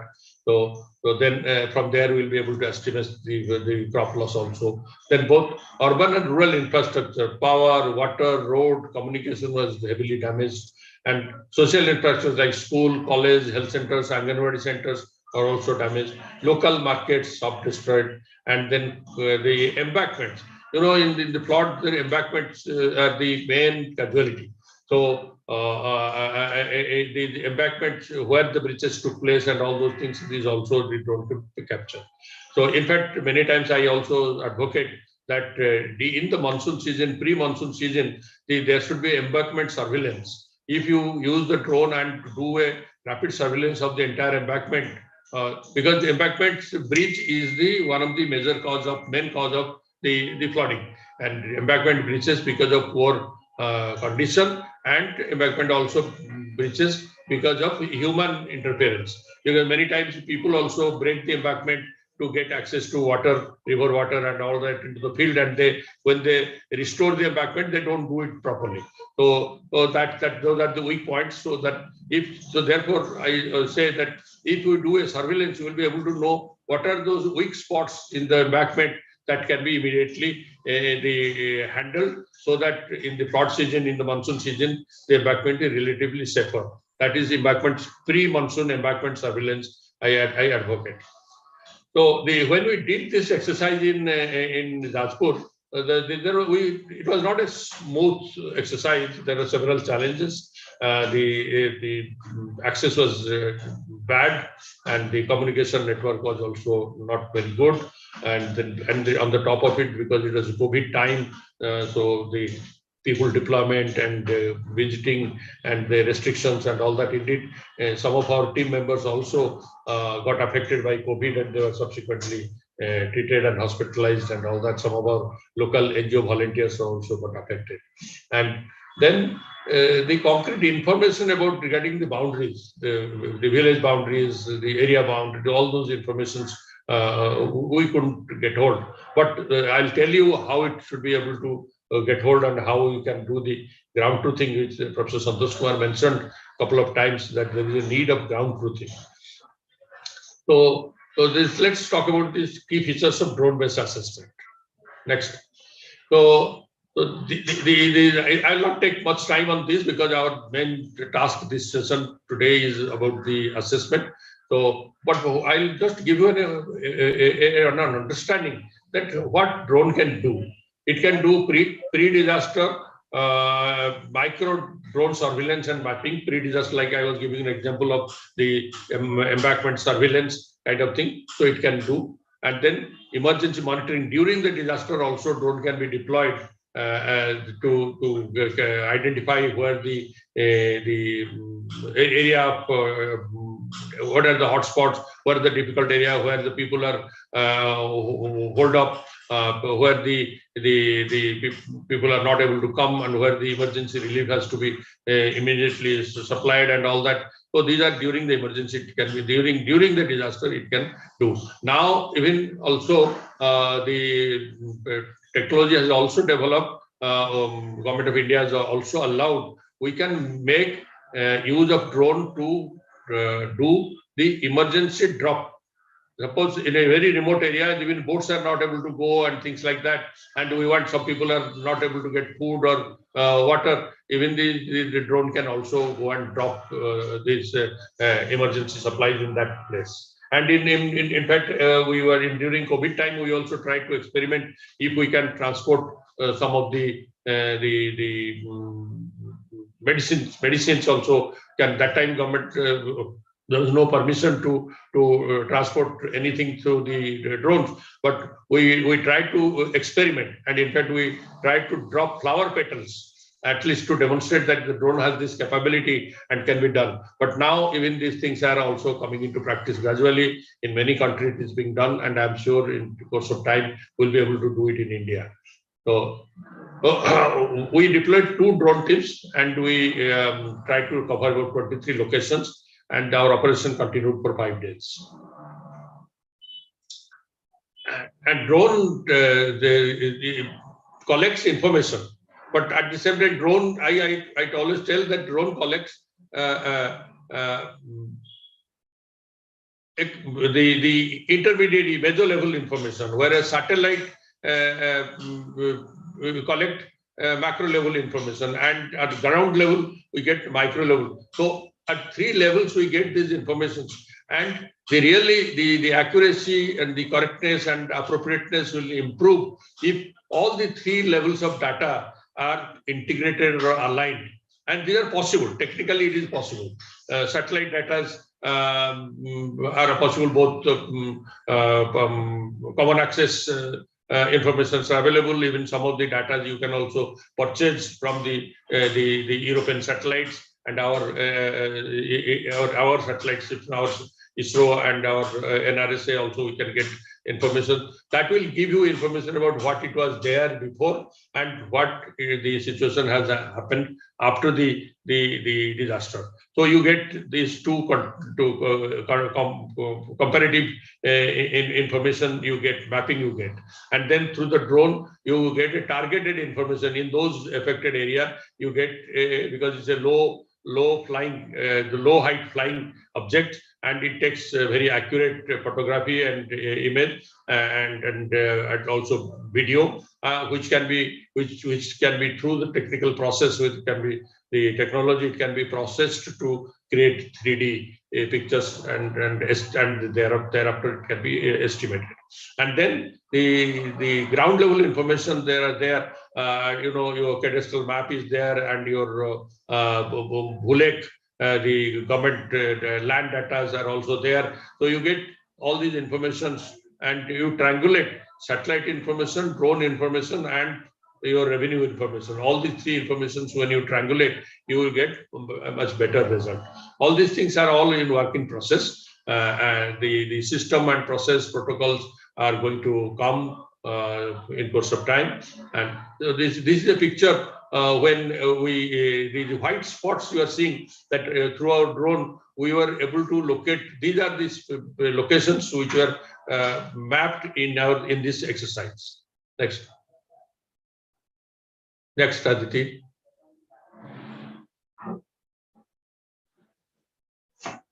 Yeah. So Look, we are in one of the village. We were trying to capture the houses. You see these numbers. So each house damaged house has been numbered. So the drone is able to capture the images of the entire damaged area, all the houses, and we could plot it. We can give unique number to each of the houses, and even each house. These two pictures we have shown that each house can be also analyzed, and in this presentation we are not able to see, but when you start looking at the data, you can make analysis. So here we are seeing the house damage analysis, that every house, what is the type of house, it's a pakka house or kacha house, it could be seen, and then coordinates of the house. You know, the house coordinates, so that you will be able to pinpoint this house is like this house has damaged so much, and this reparation cost will be so much, so that you will be, it's a kind of geotagging. So each house is geotagged, and you can make the analysis of that and all that. This assessment, what we have done, is a very, very, very schematic assessment, because it was, we have tried to use the PDNA, the norms and cost estimates, and accordingly we have tried to give. This is the whole idea of this exercise sharing with you, is that this is possible. So here you see that agriculture land damage, like housing, as Professor Santosh Kumar was telling, the house loss is one of the biggest loss in the disasters, and you can take a decision about whether you should go for a permanent houses, or you have to go to intermediate housing. If the damage is extensive, then you may have to provide intermediate shelter. So that those decisions become very scientific after you get a clear picture about that, what is the extent of damage. Because as you have seen in the picture, that the drone is able to provide us the level of damage. Look, these are the, if we see that in this village, the 70% of the houses are damaged, then, and what kind of intervention need to be done in this village, you will be able to say, okay, we'll provide them some temporary shelter, we'll give them some tarpaulin and things like that. Then let's talk about the other type of damage, is that land, agricultural land. As I said, that when there is a water logging and all that, and especially in the coastal area, that when there is saline inundation and all that, the crop also gets lost. So you will be able, we'll be able to draw complete boundary at what are the area, how many days the water logging has taken place, and from there, when you get the area of waterlogged, cropped area waterlogged, then you'll be able to make a estimate, because the agriculture departmental norms are there, that how it is calculated, and using those things, you'll be able to do the estimate of the crop loss. Because of the damage and all that. So we try to do that. Then this is another village where we try to show that this percentage. I was mentioning that if the area is, what is the extent of damage? By this analysis, we are able to see that some of the area which is 0 to 40%, then 40 to 60%, 60 to 80%, 80 to 100%. And like this area, we are able to know. So the kind of analysis is enormous. The scope for analysis is enormous, because you get the data, and the raw data can be, you can zoom it, you can work on any specifics, you work on area, you work on particular object. So that like object means, if we are talking about housing, you work on housing. If you have got embankment, you analyze the embankment. You want agriculture land, and you want forest land, you want boats. And in fact, some of the exercises we could even analyze that what is the extent of boat damage. In this Jashpur, probably you will not find boat, but in Sundarbans we have also covered the boats and all that.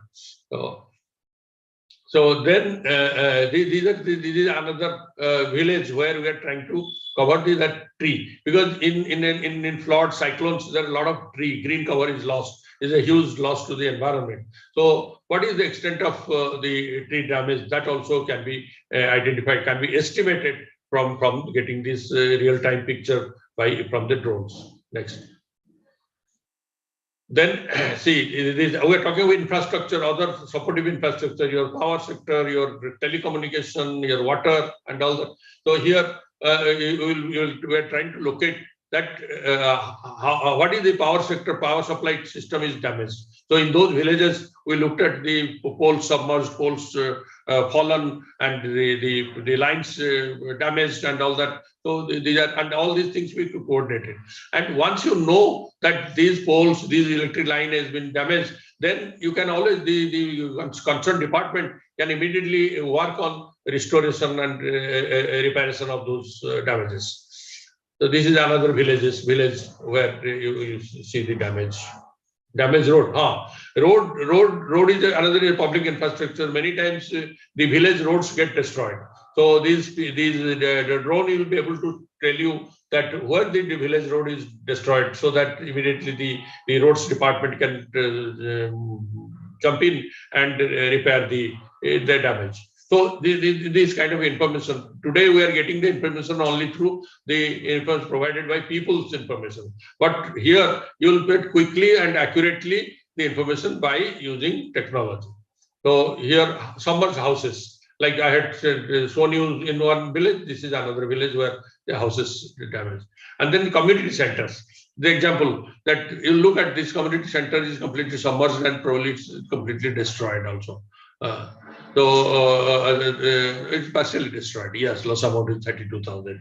And here is a school. So we can identify which is school, which is Anganwadi center, which is community center, which is a temple, which is a mart, which is a bus station, which is a hospital. All these things can be geotagged and it can be identified.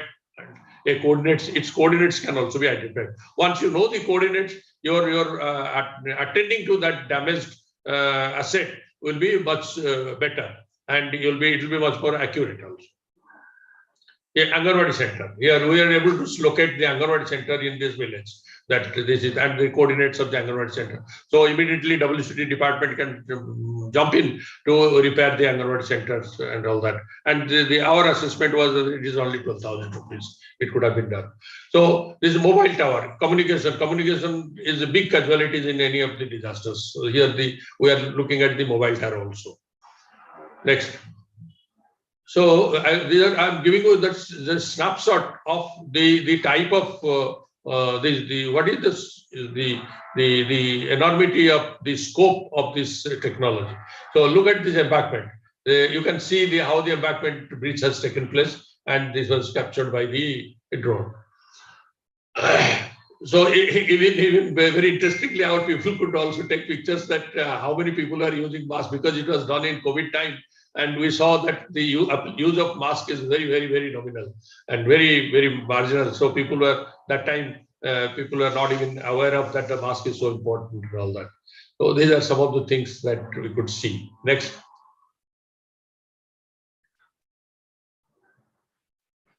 See this. This is a scenario where this is satellite map that before flood we have captured it from the satellite, and during the flood. We captured it from the satellite, and you will be able to look at this comparative picture. And then we have got, these are satellite pictures, and we have got drone pictures, and then we also try to get some of the. This is another village before flood and during flood. How this thing will be, this devastation.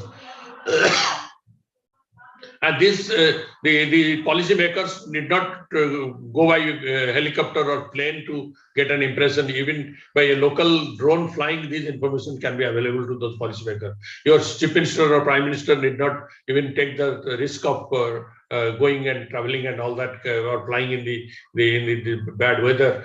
They can get these things on their desk, on their computer, through a real-time transmission captured by a drone. So this is before flood and during flood. Again, another picture. Another picture. Next. So the whole idea is that we were able to get pictures, and then pictures are possible to be converted into analysis by using artificial intelligence. There are specialized software. Then you will be able to create 3D pictures, and from the 3D pictures you will be able to know even a particular house damage whether roof is damaged, or the walls are damaged, or foundation damaged, compound wall is damaged. All these things can be also calculated. Yeah, and the raw data is a wealth of information. The data that once you would create these capabilities, you'll be able to make an analysis and assessments. So it's possible. So that you're awarding contracts, awarding jobs, even doing the monitoring. When the restoration work is going on, you can do the monitoring also, whether it is doing properly or it's not being done. So that also you can analyze. So the opportunities are huge. But there are conditions like you should have a drone which is approved, which has got registered with DGCA. You should have a pilot who is trained and certified pilot, and you should have the software. You should have the analytical, the algorithms, the analysis algorithms are prepared. We are preparing. We are using these algorithms, and then these models have been created. We work with the knowledge institution like Indian Institute of Science, Bangalore, and it's a joint exercise. So we are able to get constant upgradation and all that. There are many softwares that are available on the open source. There are softwares where can be purchased, and you can have software, you can rent a software. There are analysts. India is full of talents who can do analysis. So these are not rocket science. This can be done very easily. And our engineering talents, they can also do this. So it is necessary that we create this kind of skill base. We get drones, we get drone pilots, we get drone analysts, and we create the technical capabilities. And it is not so very sophisticated. Even we try to train drone pilots, and those are from the ITIs. And we conducted a course, and we got some women drone pilots also in Odisha. So things are absolutely possible. But the only thing is that there has to be a conviction, and there has to be a commitment to take it to scale and use it and go into the real depth of the technological integrity and this thing. And we are working with this Odisha Skill Development Authority, and there are discussions that will be starting a drone science training program course in the ITIs. It will start with one ITI, and then it will be multiplied with other ITIs and all that. And then we are also thinking of creating drone entrepreneurship, because it's a very low cost. Like a drone, you can get between 2 and 5 to 7 lakhs. You can get a drone, and if there is there are many people having drone for doing this photography, but you can have a drone which will be capable of doing this kind of analysis. And you can do in the disaster time analysis. You can do even non-disaster time. You can these drones can also do analysis of the mining survey, mining area survey, road survey, railway survey, power line survey, water line, various kinds of surveys also can take place. So we are talking about that you not only own a drone, you also become a drone pilot, and you also become a drone analyst. So all these things can happen so that you become a full-fledged drone entrepreneur. So and you can provide the services to the stakeholders. Stakeholders are government, stakeholders are NGOs, stakeholders are business houses. So these are some of this is an experience that I thought worth sharing. Thank you very much. Any questions or anything? Aditi would like to add something? No, thank you, sir. I have covered. Let's see if there are any questions. Then we can. Thank you, Mr. N.M. Rushdi, sir. Please accept our sincere appreciation for the outstanding presentation made. It was very interesting to hear about how the PDNA can be technology driven. And thank you very much for sharing this case study of Odisha, as it showed us and gave us a close look on how PDNA can be technology driven. Thank you very much, sir. With this, I would bring to your notice some questions asked by our participants. The first question is by Dr. Girish Chandra. He is working with Uttarakhand Disaster Management Authority. He's asking, what is the optimum resolution of drone camera for making assessment accurate and quantifiable? Over to you, Aditi. Yeah, thank you. Thank you for the question. the drone camera resolutions, sometimes we understand that we need the best resolution to capture the details, but that's not true. So it depends on kind of at what height we are flying the drone. There's many factors. What I'm trying to say, there is not one simple answer. Resolution will be the resolution can vary depending on at what height we are flying the drone, what kind of data we are trying to capture. So that's probably will be my 4K is good if we can do, but even if it is not 4K, it's also fine to still get quite a good amount of information. Yeah, our experience is that we used both 4K and even lower spec, we will be able to get information which is good enough to make analysis. So the better the quality of the camera, and if you go for a high resolution camera, the cost will go up. Even there are cameras which are night also, it can work in the night. You can do the mapping during the night also. So the cameras are still costly. So depending on what kind of object you want to capture, what kind of accuracy you want to so you'll be able to take a decision. These are all decisions that can be done when you go for the procurement. Next question. Is it okay? Satisfactory, Mr. Girish? Thank you, sir.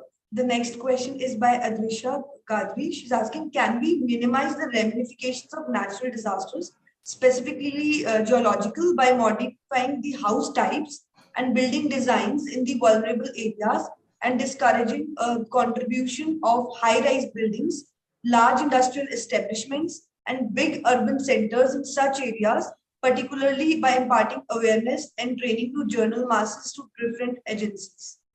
My answer will be yes, absolutely yes. Thank you, sir. Sir, I can see many hand raises, sir. If you allow me, may I unmute? Yes, please. The first hand raise is by Mr. Roop Singh, sir. So you may please unmute yourself, sir, if you have any questions, sir. Yeah, Mr. Roop Singh, please. You have to unmute. You are muted. Mr. Roop Singh Thakkar, you have to unmute. He is not unmuted. Yes, please sir. unmute. Next hand raise is by Hanuman Kupate, sir. So would you like to ask question? Please. Hanuman. Participants, I have assigned you the privilege. If any of you have any question, you may simply unmute yourself and ask your questions one by one. Nikita, you have muted everybody. Sir, no, I have given them the privilege now, sir. They can unmute themselves, sir. I think Roop Singh, sir, you are speaking, but your audio, we are not able to hear you. You are on mute. You need to unmute your mic, sir. On the left side, on the bottom side, there's an icon about it. Roop Singh ji, please unmute. Your mic is muted. और left side में उसको आप ये कर दिए, unmute करिए. नहीं, he doesn't. Yes, please. Sir. Rup Singh ji. Sir, I'm from Jaipur, Rajasthan. Hey, sir. Please, sir. In Rajasthan, you understand there is lot of sand desert. Yes. But I have noticed many times we having high level mosquito affected in Jaisalmer, Badmer area. Due to we need water, then we have to save water in the form of tank underground. Yeah, I know. So there are different type of new taka. Different type of mosquitoes born there, and many families, village to village, even one family to another family,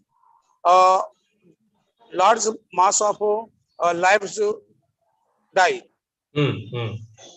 So what we have to precaution in the Rajasthan for protection from mosquitoes? Anywhere any water is kept for a long time, stale water will lead to mosquito breeding. So therefore, the water storage has to be used. There has to be circulation, and it has to be properly covered. And when your taka is made, it is properly constructed so that it doesn't get the contamination. The mosquito larvae do not come, and you can also see the mosquito larvae can be treated. You have to observe that. Hello. Yes, sir. Hello. Yes. Yeah. You listen. Yeah. So those things there you have to monitor it, and you have to go for prevention. And then when the taka water, if you want to use it for drinking purpose, you have to boil it and then purify it. And there are methods. The purification methods are there. Decentralized household level purification methods are there. You should use it. Don't use the water from the taka at the household level. And so there's such precautions that need to be taken. And Rajasthan, this is a huge problem. I've seen it. I've gone to the villages and I've seen the takas and all that. I used to tell that the maintenance of the takas are very, very important. And many places the takas are kept open. So and then surveillance is necessary at the household level, at the community level. This is necessary. So I can answer that way only. I'm not a water expert. Maybe some water expert can bring some knowledge. Thank you, Okay, sir, for your question. I think there was some madam speaking in between. Madam, if you would like to ask your question, please. Sir, I can see one more question by Sumaira Shafi. Madam, she's asking, what is the minimum qualification for getting drone pilot training in the IT sector? High school. Yeah, let me answer. As per Government of India, you have to be only 10 first to get a drone pilot, become a drone pilot. Yeah. Government has really liberalized the drone protocols. तो वो आड़े के local system को पकड़ नहीं पा रहे धीरे अब पकड़ना क्या थोड़ा जब ती लल्लू घोषित करवा दिया अब बैठ चो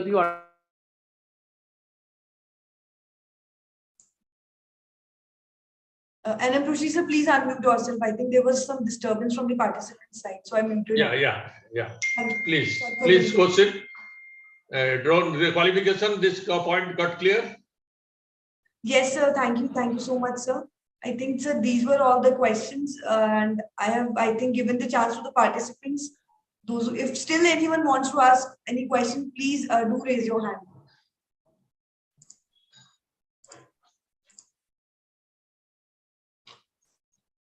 So one last question we have is by Ravi Narayan, sir. He's asking, while making PDNA by drones, the cost-benefit analysis may be taken into consideration?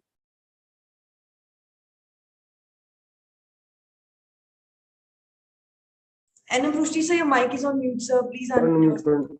Yeah, I was doing a calculation that how cost-effective it is. And if we do it at scale, your cost per village will be 500 rupees.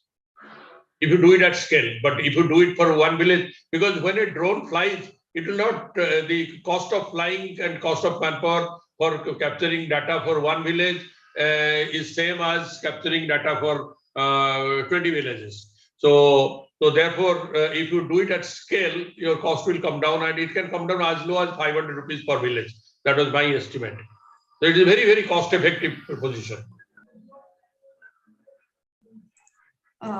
Thank you, sir. These were all the questions for today. Thank you, NM Prushti, sir, and your team, Aditi ma'am, for answering the questions of the participants, sir. Thank you once again for your valuable time being with us. Yeah, I will give some more information just for others that this is a subject evolving in nature, and the technology-aided loss and damage assessment, we are continuously working, and these are all the results from pilot. We are working continuously to contribute to the ecosystem, both in terms of getting right kind of drone, getting the right kind of pilot training, and getting systems, how to the protocol, drone-based assessment protocol, developing that. We are working on those kind of things. And if any of you are interested to know further, you can contact us. The email ID and others are there. Is a Drone for Humanity and D4H, the platform. You can reach out to me. You can reach out to Aditi Madam, and the details are there with the NIDM, and with Nitika you can share with them, and anything details that can be worked out. And anyone wants any trials or any services, anything to be done in a particular area, even we have got our teams ready and they can be deployed and they can do it for you at a very cost-effective manner.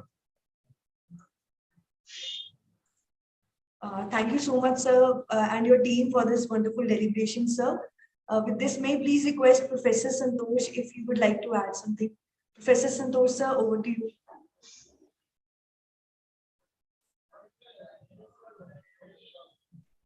Is there? Is there? Yes.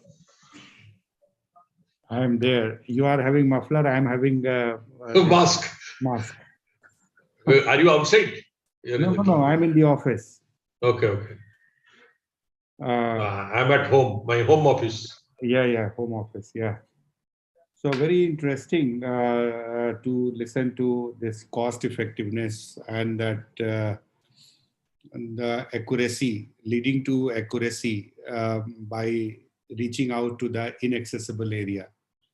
And the 3 punchline which we can draw from the drone, and how that can be actually effectively utilized to for in the assessment of DRR.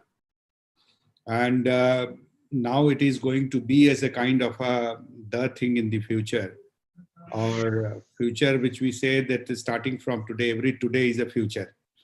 Yes. And so we have to take the place that how we are taking it forward as soon as possible without wasting much of time. We have the module, we have the technology, we have the people. The only thing we require is to go for execution and implementation. Yes.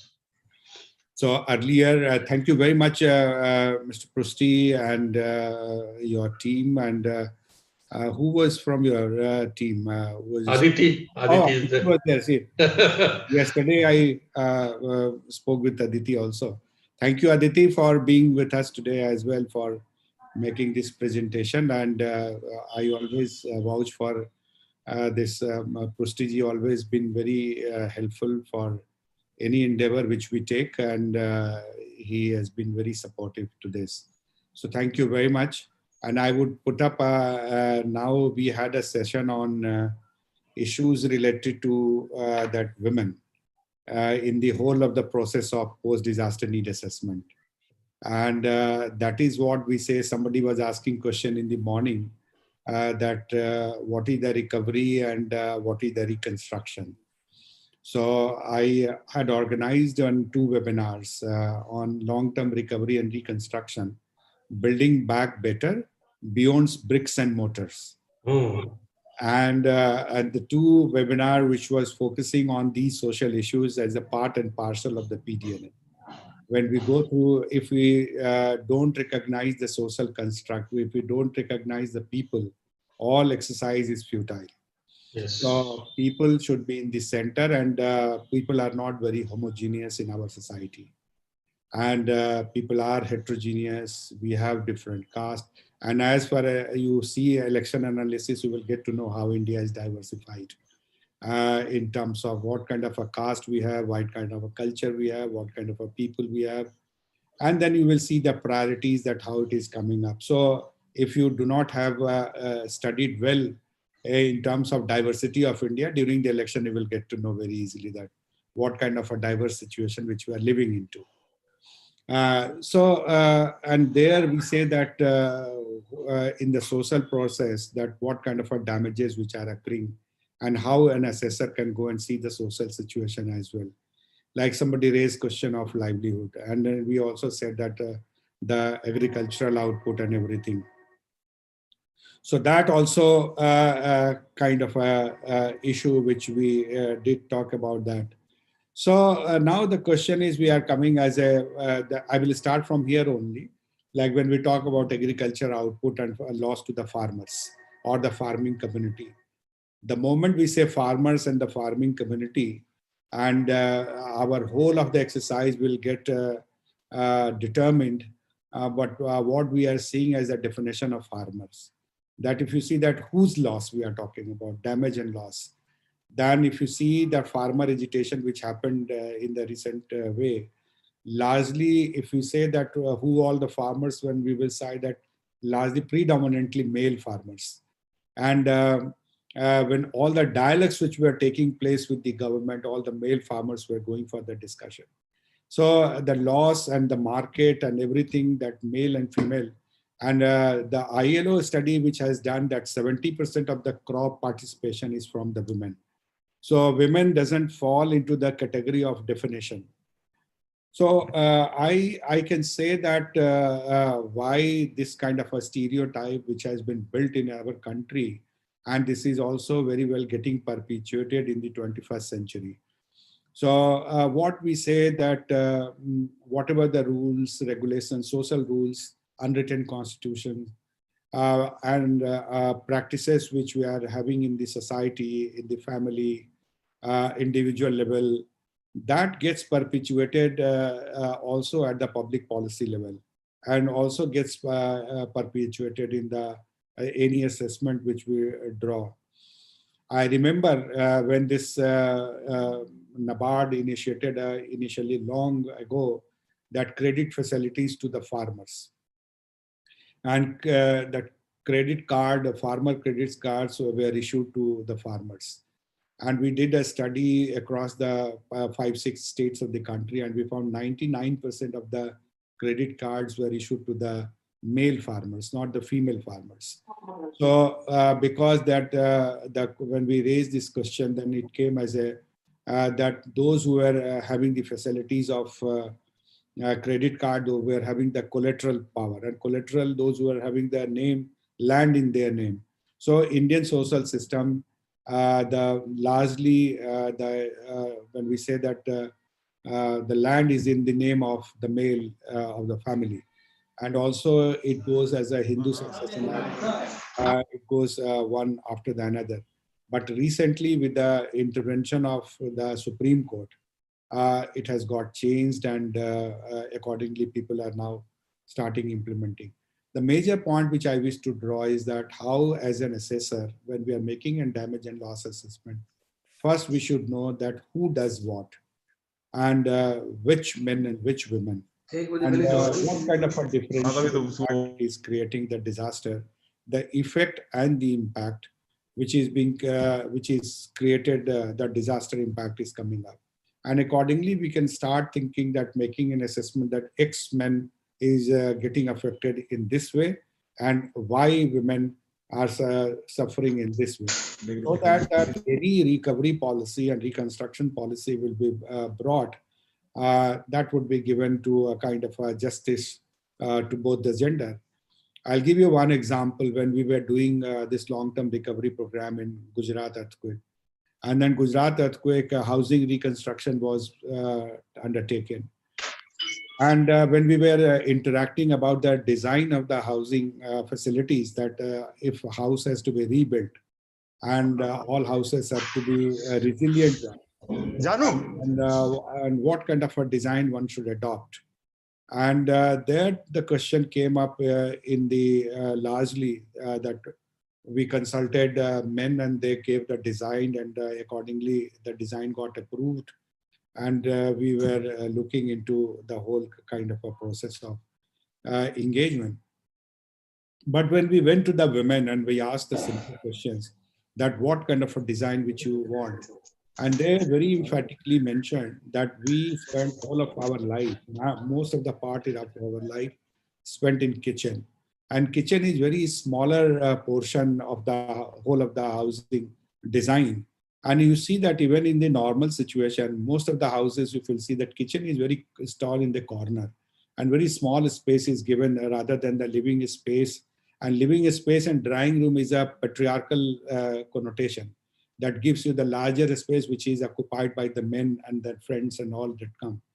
Although it's considered as a family space, but this is that what in the practice, that when the visitors comes, that women of the family are not even coming and interacting with them in majority of the families in India. So what I'm saying is that Gujarat, the women came forward and mentioned that what kind of a design and what kind of a space should be given to this. So gender has a very specific role to play in designing recovery program, be it housing and be it colony. So I would tell you another story from Gujarat and Andhra Pradesh long-term recovery reconstruction. And this was a similar story in Orissa as well, when we were dealing in 99 post-recovery reconstruction program. So there, the majority, like when we were talking about the water pipeline, and then we are reconstruction of the location of the houses, the rehabilitation of the reallocation of the houses where that vulnerability was much lesser than what before. So a large consultation process we adopted in all the 3 states. And in this consultation process, the drastic change came up that women were concerned about that supply of electricity, supply of health services to the supply of education on accessibility to health sector, PHCs, accessibility to a school, education sector, accessibility to agriculture, farm products, and also market. So they were looking into the kind of what was important for the quality of life. But when we were discussing with the men, their main priority was the livelihood, mobility, roads. And so that kind of distinction, both are important. What I'm saying is that how as a recovery plan, when we are making an assessment, we can think of addressing the need of both men and the women. Because we are saying together we make a complete family. And if everybody's welfare is addressed, the family would be much better than what we say that that could have been done without. So this has a very important role to play. I will tell you one small story. एक बहुत सिद्धस्त saint थे. There was a saint and he was very known saint. And he was leaving his hut and going to some other city. तो उनका एक disciple था. His disciple came and said कि ठीक है, you are leaving and I also wish to leave. But before you leave, you listen to my discourse, what I know already. So then what happened? Then Guruji said that, okay, he asked his disciple to share whatever the wisdom he could learn from his own perspective. And he started sharing that, and he mentioned everything, that what is life and all. And then he said that then Guruji was aghast and didn't see that when he stopped after 2 hours of discourse. Then Guruji asked that what you have said is not your own wisdom. So you do not know anything what was known earlier. You have narrated the similar story, what people were knowing, whether you quoted Gita, whether you quoted Mahabharata, or you quoted any spiritual context, but it was all known. What is your own thinking? And that is the new learning. And if you don't have this your own thinking, you have not spoken anything for the last 2 hours. You have spoken what you have learned, but you have not spoken what is your on these learnings. So here also I would draw lessons from there, that what we, any individual, they have their own experiences of life. And they go through a kind of all through stages of life, the childhood, the adulthood, the youth, and also that when they become older and the citizens, a senior citizen. But are they practicing the similar thing what your forefather used to have, that kind of a practices, or they are questioning that practice? If in our household, if the practice is that male is given preference over women, have we asked any question that why it is there? And let them answer with the logic that why that has been done. So if we don't ask, we don't get answer to this kind of questions. So normally what happens, unwritten constitutions get perpetuated from one generation to the another. So same practices will keep on moving and the same kind of a discriminatory approach we will have our own planning and wisdom. What we say that Constitution of India has given a very good kind of a soul to the country, that everybody is equal. They have not considered family, they have considered individual rights. So here also when we say as a kind of a nurturing those rights and in the family, in the social system, and while making a disaster management as a kind of a long-term recovery and reconstruction, how we can take this as an opportunity for empowering women, giving opportunity, given leadership role in the whole of the recovery and reconstruction program. Because whenever we are ready with the long-term recovery framework, it's the idea is to that recovery framework should also give us a kind of opportunity of new social engineering. Just should not get confined to rebuilding the structure, rebuilding the buildings, rebuilding the resilience in the building. It's also the human lives. Can we say that we can revisit the whole social system? We can revisit and bring some new changes in the practice which we are engaged into, so that we always aim for egalitarian society. And in all the books, it is said that everybody should be given priority. So where that thread goes off when we talk about planning, and then policy looks very nice, when we go into practice, it creates huge difference between the individuals on the basis of caste, on the basis of religion, on the basis of sex. So these kind of things start perpetuating in our social system. So here the recovery, which gives the opportunity to some correction or start questioning, start investigating the knowledge acquired over the years. I remember one anecdote which I will tell you, I will share. I was sharing one of the panel with the creator of, the founder of the Apple, the Steve.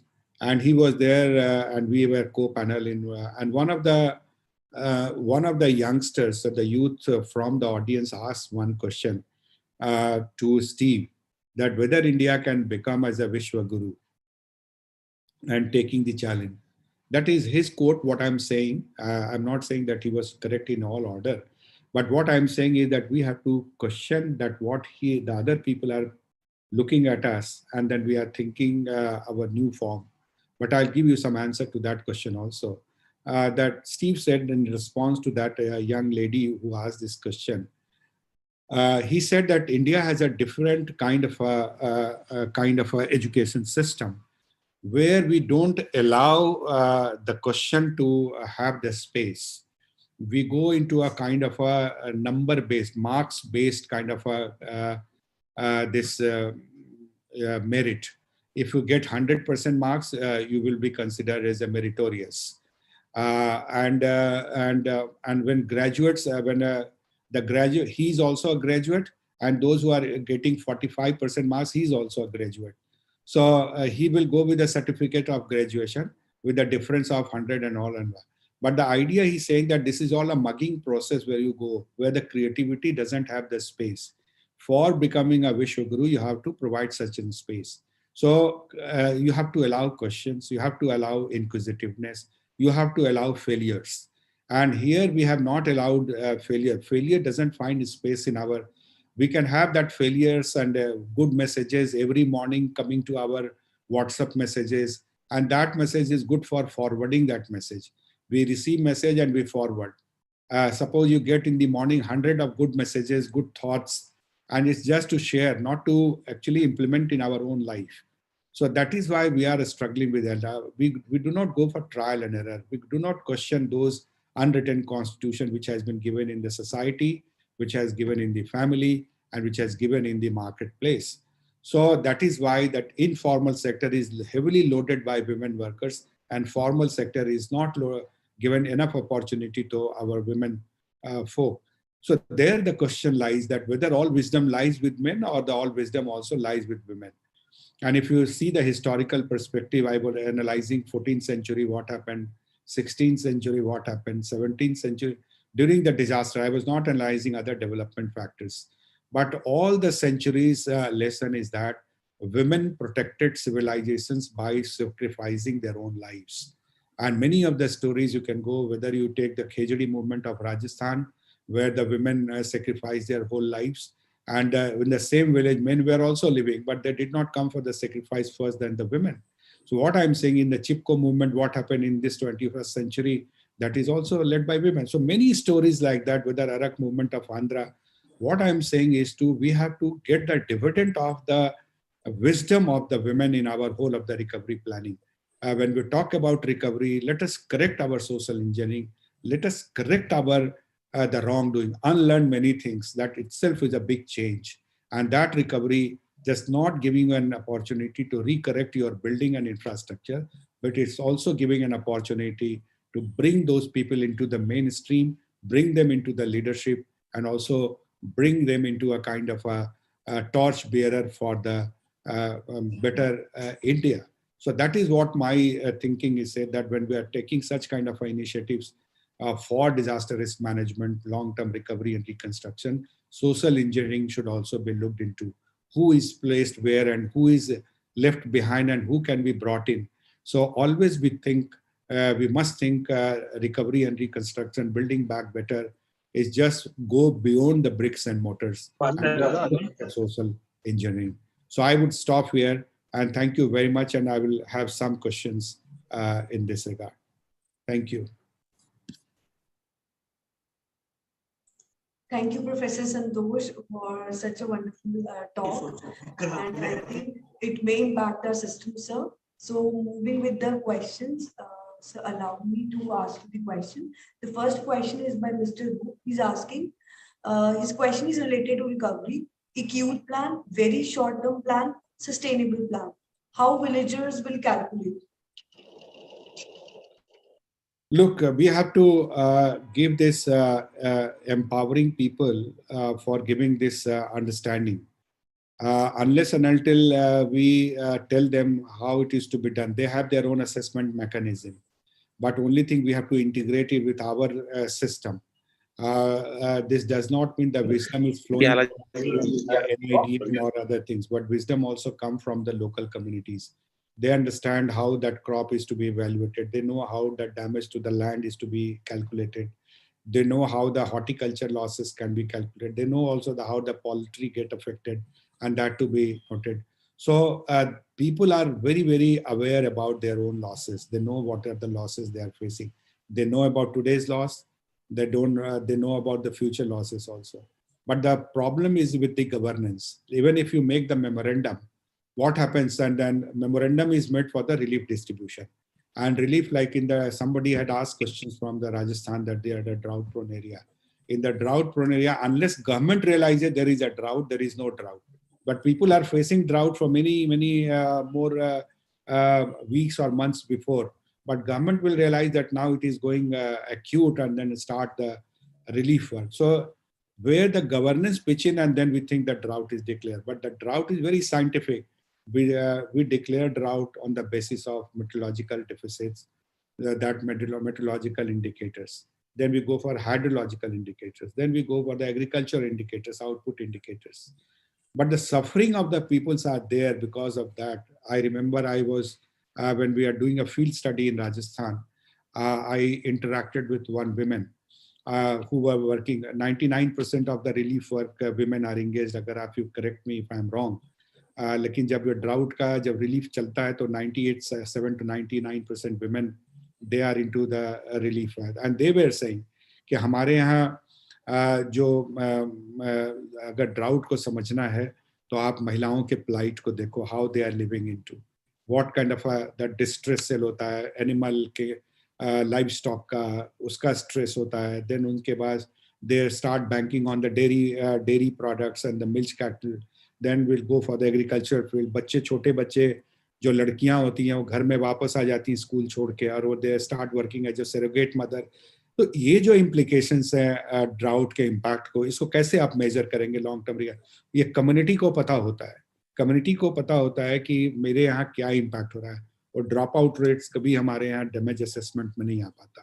I have not seen damage assessment on the any of the things which have been done by the government and which is giving this kind of assessment by any of the state government कि हमारे यहाँ drop out rates इतने हो गए और इतने बच्चे फिर वापस से स्कूल नहीं जा पाए ड्राउट के कारण, है ना, जो कॉन्टिन्यूटी ऑफ एजुकेशन ब्रेक हुई, इतने महिलाएं जो इनफॉर्मल सेक्टर में काम कर रही थी उनका जॉब का लॉस हो गया, उनके इनकम का लॉस हुआ, वो लोग जानते हैं. तो that is what we are saying that we have to integrate community perspective while doing this PDNA. And PDNA is a tool which gives you all perspective. Only thing they have to take that from where we are drawing data. That is much more important. Whom we are banking upon. So when we are collecting data for assessment of loss, if you go and just talk to male or just talk to female, that will not give you the full picture. Everybody gets affected or impacted differently.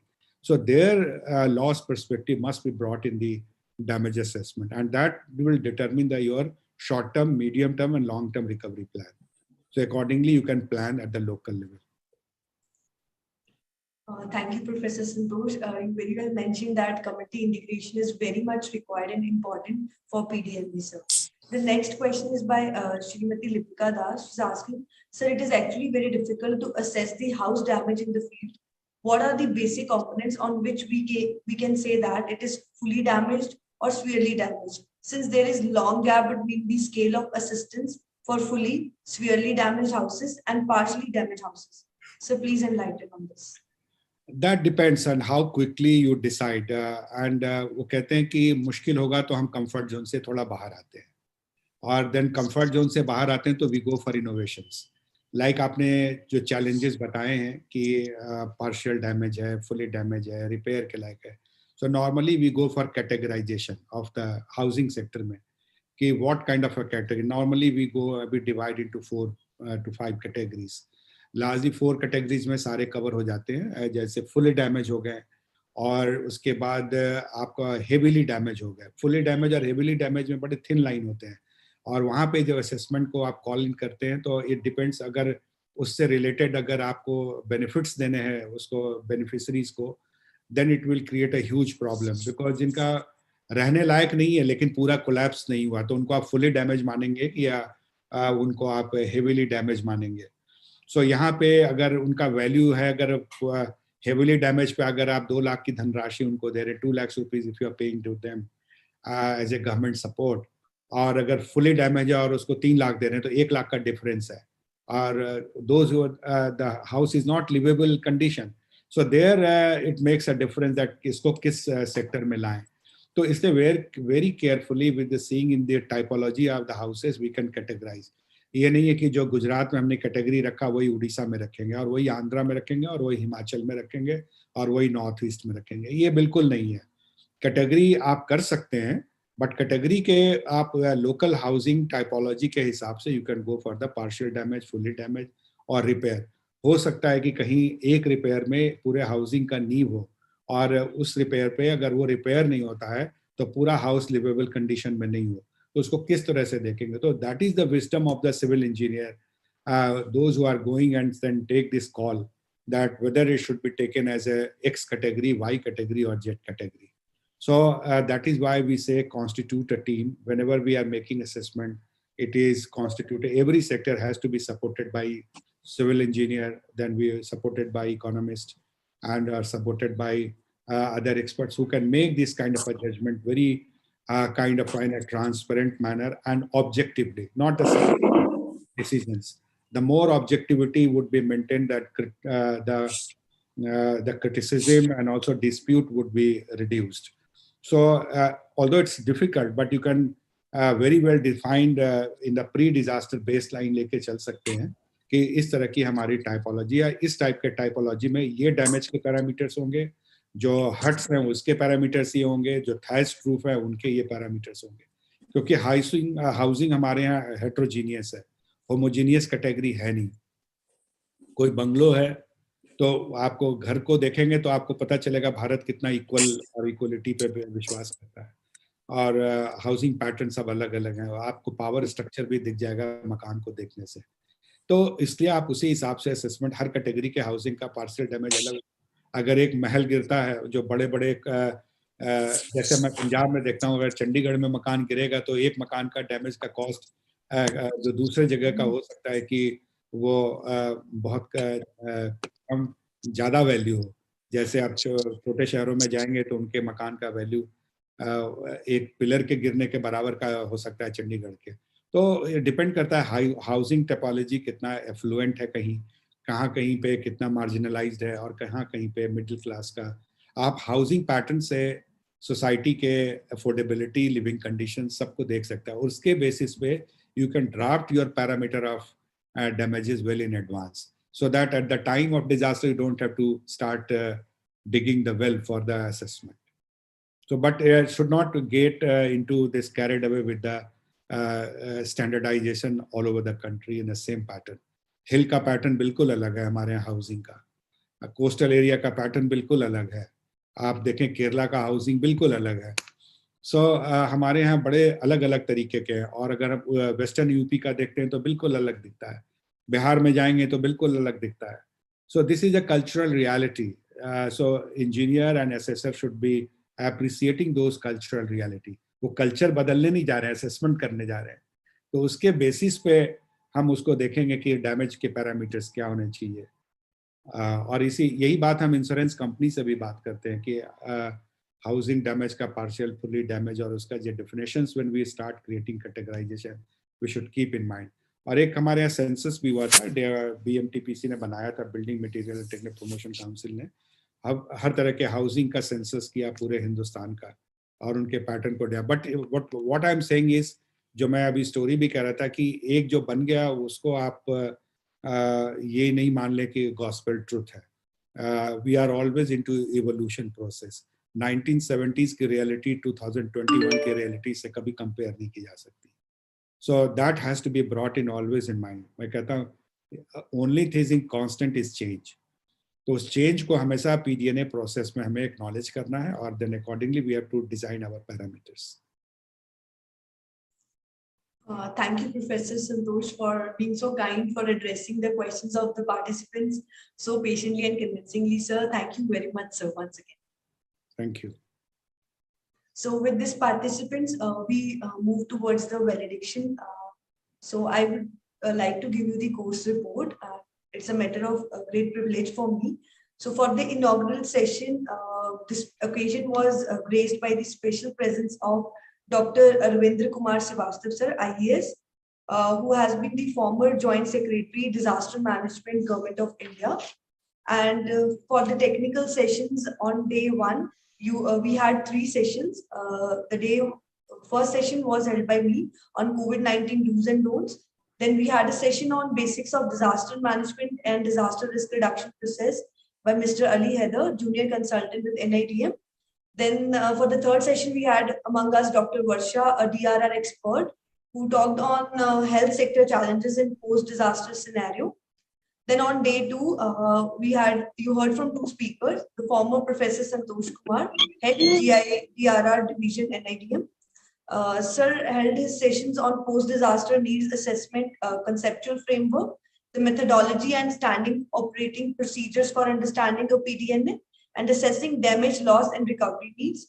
Then the second session was held by Mr. Praveen Kumar Amar, a disaster management consultant, who deliberated on supportive first aid and kitchen remedies for symptomatic relief. And today, being the third and the concluding day, we had sessions by Professor Santosh on reconstruction and recovery strategy and social sector impact assessment, and a session by Mr. N.M. Brushti on application of drone technology in PDNA. So with this, before I request Professor Santosh for the valedictory address, I would please request you all for the live feedback. You may please raise your hand and I'll unmute you, or you may simply unmute yourself, and please feel free to give the live feedback. Over to you, participants.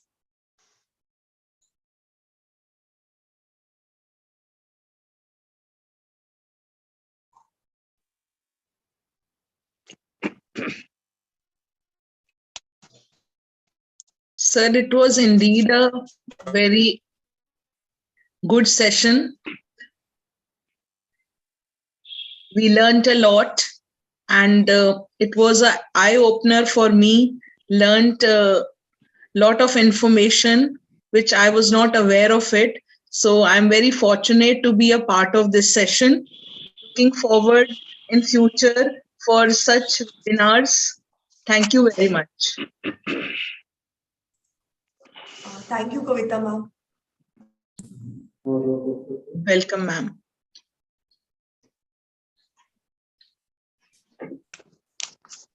Respected Madam and Santosh sir and Pushti sir and Pradeep sir, आपने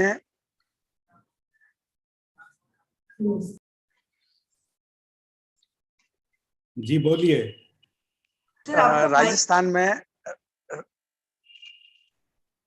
राजस्थान में टाकों के लिए जो बहुत death होती है उनके लिए आपने सॉल्यूशंस दिया।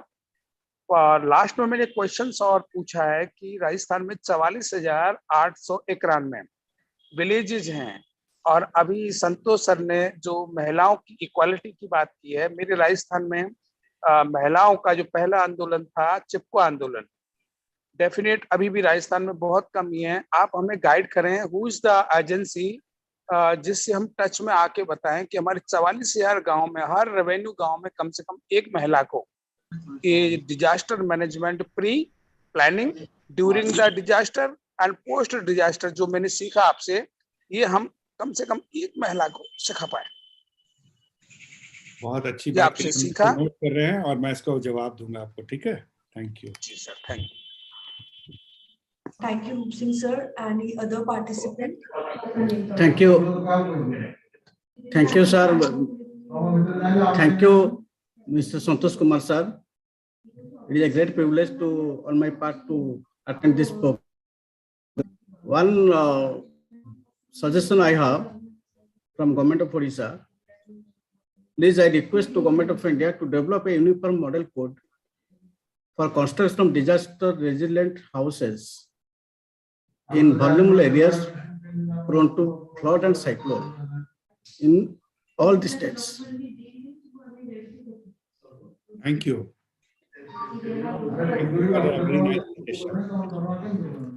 Thank you, Ravi Narayan sir. Any other participant, please?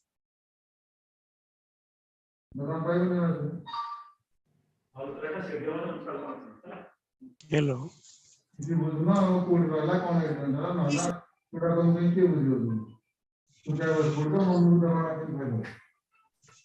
ये बताएं।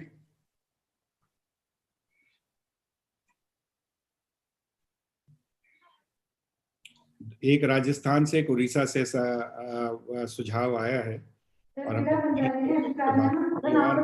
कहना चाहेंगे।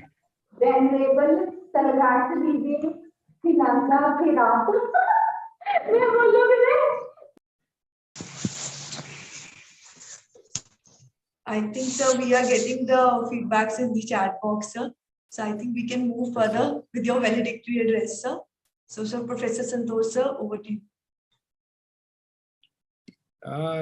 I think I have spoken enough, but let me hear our guest who is here. Prostiji is here.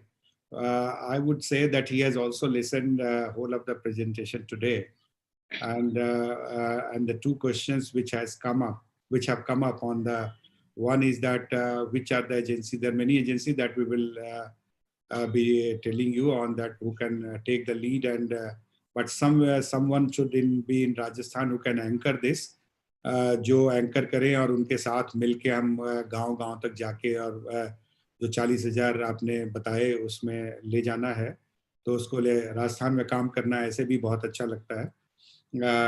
वो आप अगर देखें, और जो टाके की बात की, इतना ट्रेडिशनल ज्ञान बहुत अच्छा है वहाँ पे, इतना विजडम है। हार्डशिप में भी लोगों ने कलर्स को, एक डिफरेंट कलर्स को वहाँ रखा है ताकि वो मासूमियत में ना कन्वर्ट हो, और उस खुशहाली नहीं कुछ रहते हुए भी खुशहाली उससे आती है। और जो उन्होंने इनोवेशंस किए हैं अपने जीविका के लिए और आजीविका के लिए, वो बहुत ही काबिल तारीफ है। और उसको जो विमेन लीडरशिप की बात हम कर रहे हैं, उसको हम राजस्थान में एक प्रयोग के तौर पे डेफिनेटली ले जाना चाहेंगे, और देखते हैं इसको किस तरह से हम संवाद स्थापित कर सकते हैं सरकार से, और अन्य संस्थाएं भी अगर हैं राजस्थान में तो उनके साथ कर सकते हैं। और दूसरा जो सवाल आया स्टैंडर्डाइजेशन का, उड़ीसा से। ये भी एक महत्वपूर्ण है, लेकिन मैं थोड़ा सा वो कहा कि रिकवरी एंड रिहेबिलिटेशन के स्टैंडर्डाइजेशन ऑफ हाउसिंग में थोड़ी एक दिक्कत है। स्टैंडर्डाइजेशन ऑफ प्रोसेस जैसे हमने इसका किया पीडीएनए का, पीडीएनए को कई सवाल मैंने देखे, उसमें ये भी लिखा हुआ है कि पीडीएनए के मैनुअल्स कैसे हैं, स्टेप बाय स्टेप कैसे करते हैं, और कौन कौन से एजेंसीज इन्वॉल्व होती हैं, क्या क्या हमारे पैरामीटर्स होने चाहिए, सारी चीज़ें हमारे वेबसाइट पे आपको अवेलेबल है। आप उसको सीधा डाउनलोड कर सकते हैं और आप उसमें आगे की कार्रवाई सुनिश्चित कर सकते हैं। सब कुछ बना हुआ है। अगर आप इसको ट्रेन भी करना चाहते हैं लोगों को, क्या आप कह रहे हैं, किसी ने कहा ट्रांसपेरेंसी भी शेयर करें, पावर पॉइंट प्रेजेंट है, सब कुछ है उसमें, मॉड्यूल भी बने हुए हैं कि अगर आप इस ज्ञान को आगे ले जाना चाहते हैं और आगे अपने इनोवेशंस के साथ आगे ले जाना चाहते हैं, उसमें भी आपको छूट है, आप इसको आगे लेके जाएं। जहां तक standardisation of reconstruction of housing की है, हर स्टेट की हाउसिंग पैटर्न अलग अलग है, तो इसलिए मैं ये कह सकता हूँ कैटेगराइजेशन तो हो सकता है, लेकिन वो लोकल पैटर्न को बिना लिए हुए उसको थोड़ा सा मुश्किल आती है। और रिकवरी में कई जगहों पे जो रिकवरी हुआ है उसमें लोगों ने एड्रेस करने की कोशिश की है। तो मैं कहूँगा कि अगर पृष्टि जी हैं यहाँ पे और मेरी बात सुन रहे हैं और आपकी भी बात सुने हैं, वो भी उड़ीसा से बिलोंग करते हैं और आपदा प्रबंधन में कई सालों से वो जुड़े हुए हैं, तो वो कुछ अपनी बात अगर शेयर करेंगे तो शायद आपको लाभ मिलेगा। पृष्टि जी आप हैं? हाँ है। Because I wanted to hear you, that's why I stayed on. Thank you very much. And as usual, I think the way you explain things and the way you articulate and the kind of perspective you bring in is always wonderful. Thank you. I enjoyed this session and I came to talk about the technology, and I want to leave a couple of observations on this with all of you. Number one, that technology should be sincerely used for disaster management. And it has got tremendous potentiality. It is not only drone, also to bring the whole disaster governance, development governance, the technology will contribute very significantly. I'll give one small example that all that interventions we do, we say that intervention hua nahi, pahuncha nahi, but everything can be technology linked karke everything you can geotag it, you can track it, you can undertake surveillance, you can monitor it. So that kind of ecosystem should gradually develop so that we give the technology provides that kind of credibility to our systems, our governance system, our management processes and all that. So I urge that disaster management authorities in the states and at national level and district level should look at application of technology in greater detail and seriously. This is number one. Number two, on the house, the demand or the expectation that from the Odisha government that there should be a protocol for disaster-resistant housing. You have very aptly said that local context is important. You cannot create a one-size-fits-all kind of ecosystem, and because the house constructs are always tradition-specific, culture-specific, location-specific, hazard-specific, and in terms of the vulnerable communities and vulnerable locations, like low-lying area, our poor people often live in the low-lying areas. And if we look at the practices adopted by communities, I encourage people to go and see the construction of houses in the low-lying areas or the flood-prone areas of Assam, in Majoli Island. You will see the houses on stilts. And it is difficult to displace people. It is difficult to raise the plinth and create houses. So you will, if the fraud is coming very often, then you can have the houses on stilts. And the communities in Majoli Island, in that area, this is a very tradition. Even the government building, government offices, I went to Majoli, I stayed in the state guest house, and the entire guest house is on stilt. So that kind of practice should happen. And in fact, this Pradhan Mantri Awas Yojana, there in the low-lying area, I'll propose that we should think in terms of creating up to the plinth level with the government, the flood mitigation grant. If we can create the plinth on the stilt, and then over the plinth, people can construct their own houses as per their choices and designs and all that. So that what will happen that in a non-flood time, under this stilt, they will keep their livestock, keep their straw, keep their other stocks. There are a lot of the space will be very useful, utilized, and all that.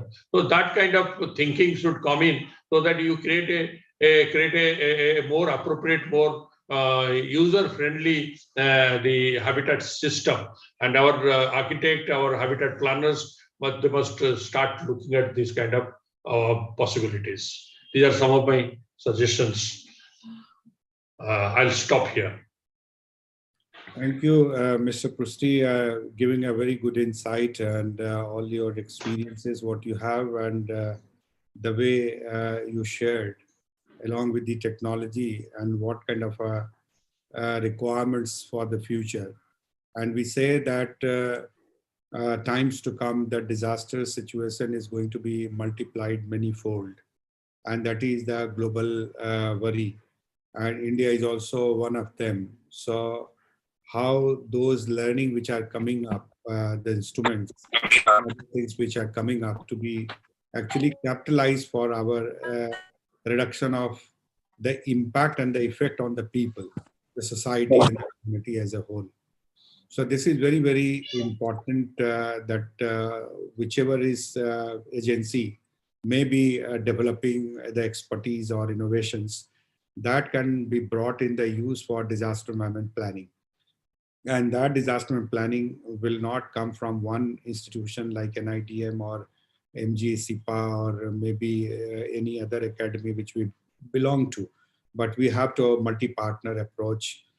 We have to private sector engagement. We have to have a communities leader involvement, community institutions engagement, even the faith-based organizations and all. So, so that all help in rebuilding society. Rebuilding, reconstruction is a big exercise, and that exercise has to be built in terms of basic trait is compassion and love. All thing comes as a supportive thing, but the underlying principle for recovery and reconstruction, whether you do PDNA or you do damage assessment or you do anything, but compassion and love should be the guiding principle for all the recovery program.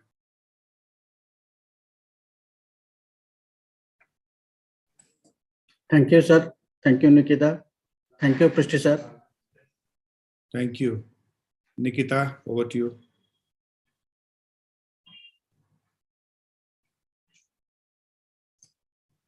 Ms. Nitika, you are on mute. Am I audible? Yes, sir, you're audible, sir. Okay. Professor Santosh, sir, it was really a remarkable and extraordinary training we had for the last 3 days. Your articulation and explanation of complex subject matters through a use of real life scenario, and your own experience made this training engaging and interesting and very useful, sir. And thank you very much, sir. Thank you. We are highly appreciative of the encouragement and extensive support provided by NIDM, especially Professor Santosh Kumar and his team. And it is my great pleasure to express thanks for sharing of knowledge and experience of very esteemed faculty members. For example, Dr. Ravinder Kumar Srivastava, IAS, former Joint Secretary, Disaster Management, Government of India, Mr. N.M. Prusti, HAI, Vision Spring, and CDDMASS, and Shri Parveen Kumar, Disaster Management Consultant, Shri Ali Hadar, DM Consultant from NIDM, who has been coordinating this entire event for last 1 month or so. Last but not the least, most sincere thanks to all our most valued participants who have shared their knowledge and experience with us. My special thanks to Madam Nitika, who was anchoring the entire program, and also Sukhman, who has been working at the back end. My special thanks to Mr. Rakesh and Shiv, who has been working for this for last 1 month on this preparing this training program. We thank you for being with us during this training program. We are grateful to all of you. It has been great pleasure. Thank you. Thank you very much. Santosh sir, thanks once again, sir. Thank you, sir. So much, Colonel Dalbir and Nikita and your Director General who had supported this collaborative engagement, and all the team members of yours. Colonel Dalbir, my special thanks to you and for taking this forward. And I'm also looking forward to that you and Nikita organize this program face to face, so there are larger deliberations which we can have. My special thanks to your Director General, and on behalf of Major General Manoj Kumar Bindal, Executive Director of NIDM, and also my team member, Mr. Ali Haider, and Dr. Radha Moore.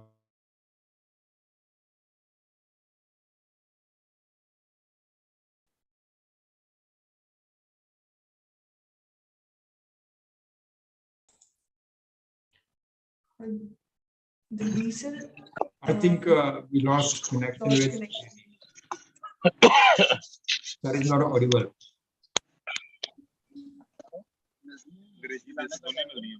चलो बेटा चलो.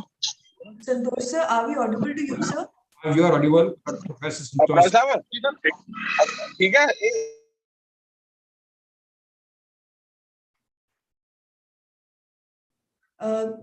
Dalbir sir, please unmute yourself. Actually, I muted all because there was disturbance from the participant side. Okay, now you can pass the instruction regarding the feedback and other things. Okay. Thank you so much, sir. Once again, very hearty thanks to Professor Santosh for his kind and gentle words. And with this, we are towards the end of our training program. And I would request you all to kindly visit the NIDM portal, and the ones who have not registered themselves, please do register. And after registration, kindly enroll yourself on that NIDM portal for this 3 days online training program on PDNA and long-term recovery by Mahatma Gandhi State Institute of Public Administration. And we have shared a feedback form link in your WhatsApp group and also in the chat box, which you need to fill, as we would love to hear from you, and so that we can improve our upcoming training programs. And also all the PowerPoint presentation, which will be shared with you all in your WhatsApp. Thank you all and have a nice day. Jai Hind. Thank you, Nitika. Thank you, Dalbir sir. Thank you, Sukhman, also for organizing this training very professionally. Thank you. Thanks once again. Thank you, sir. Thank you, sir. Thank you.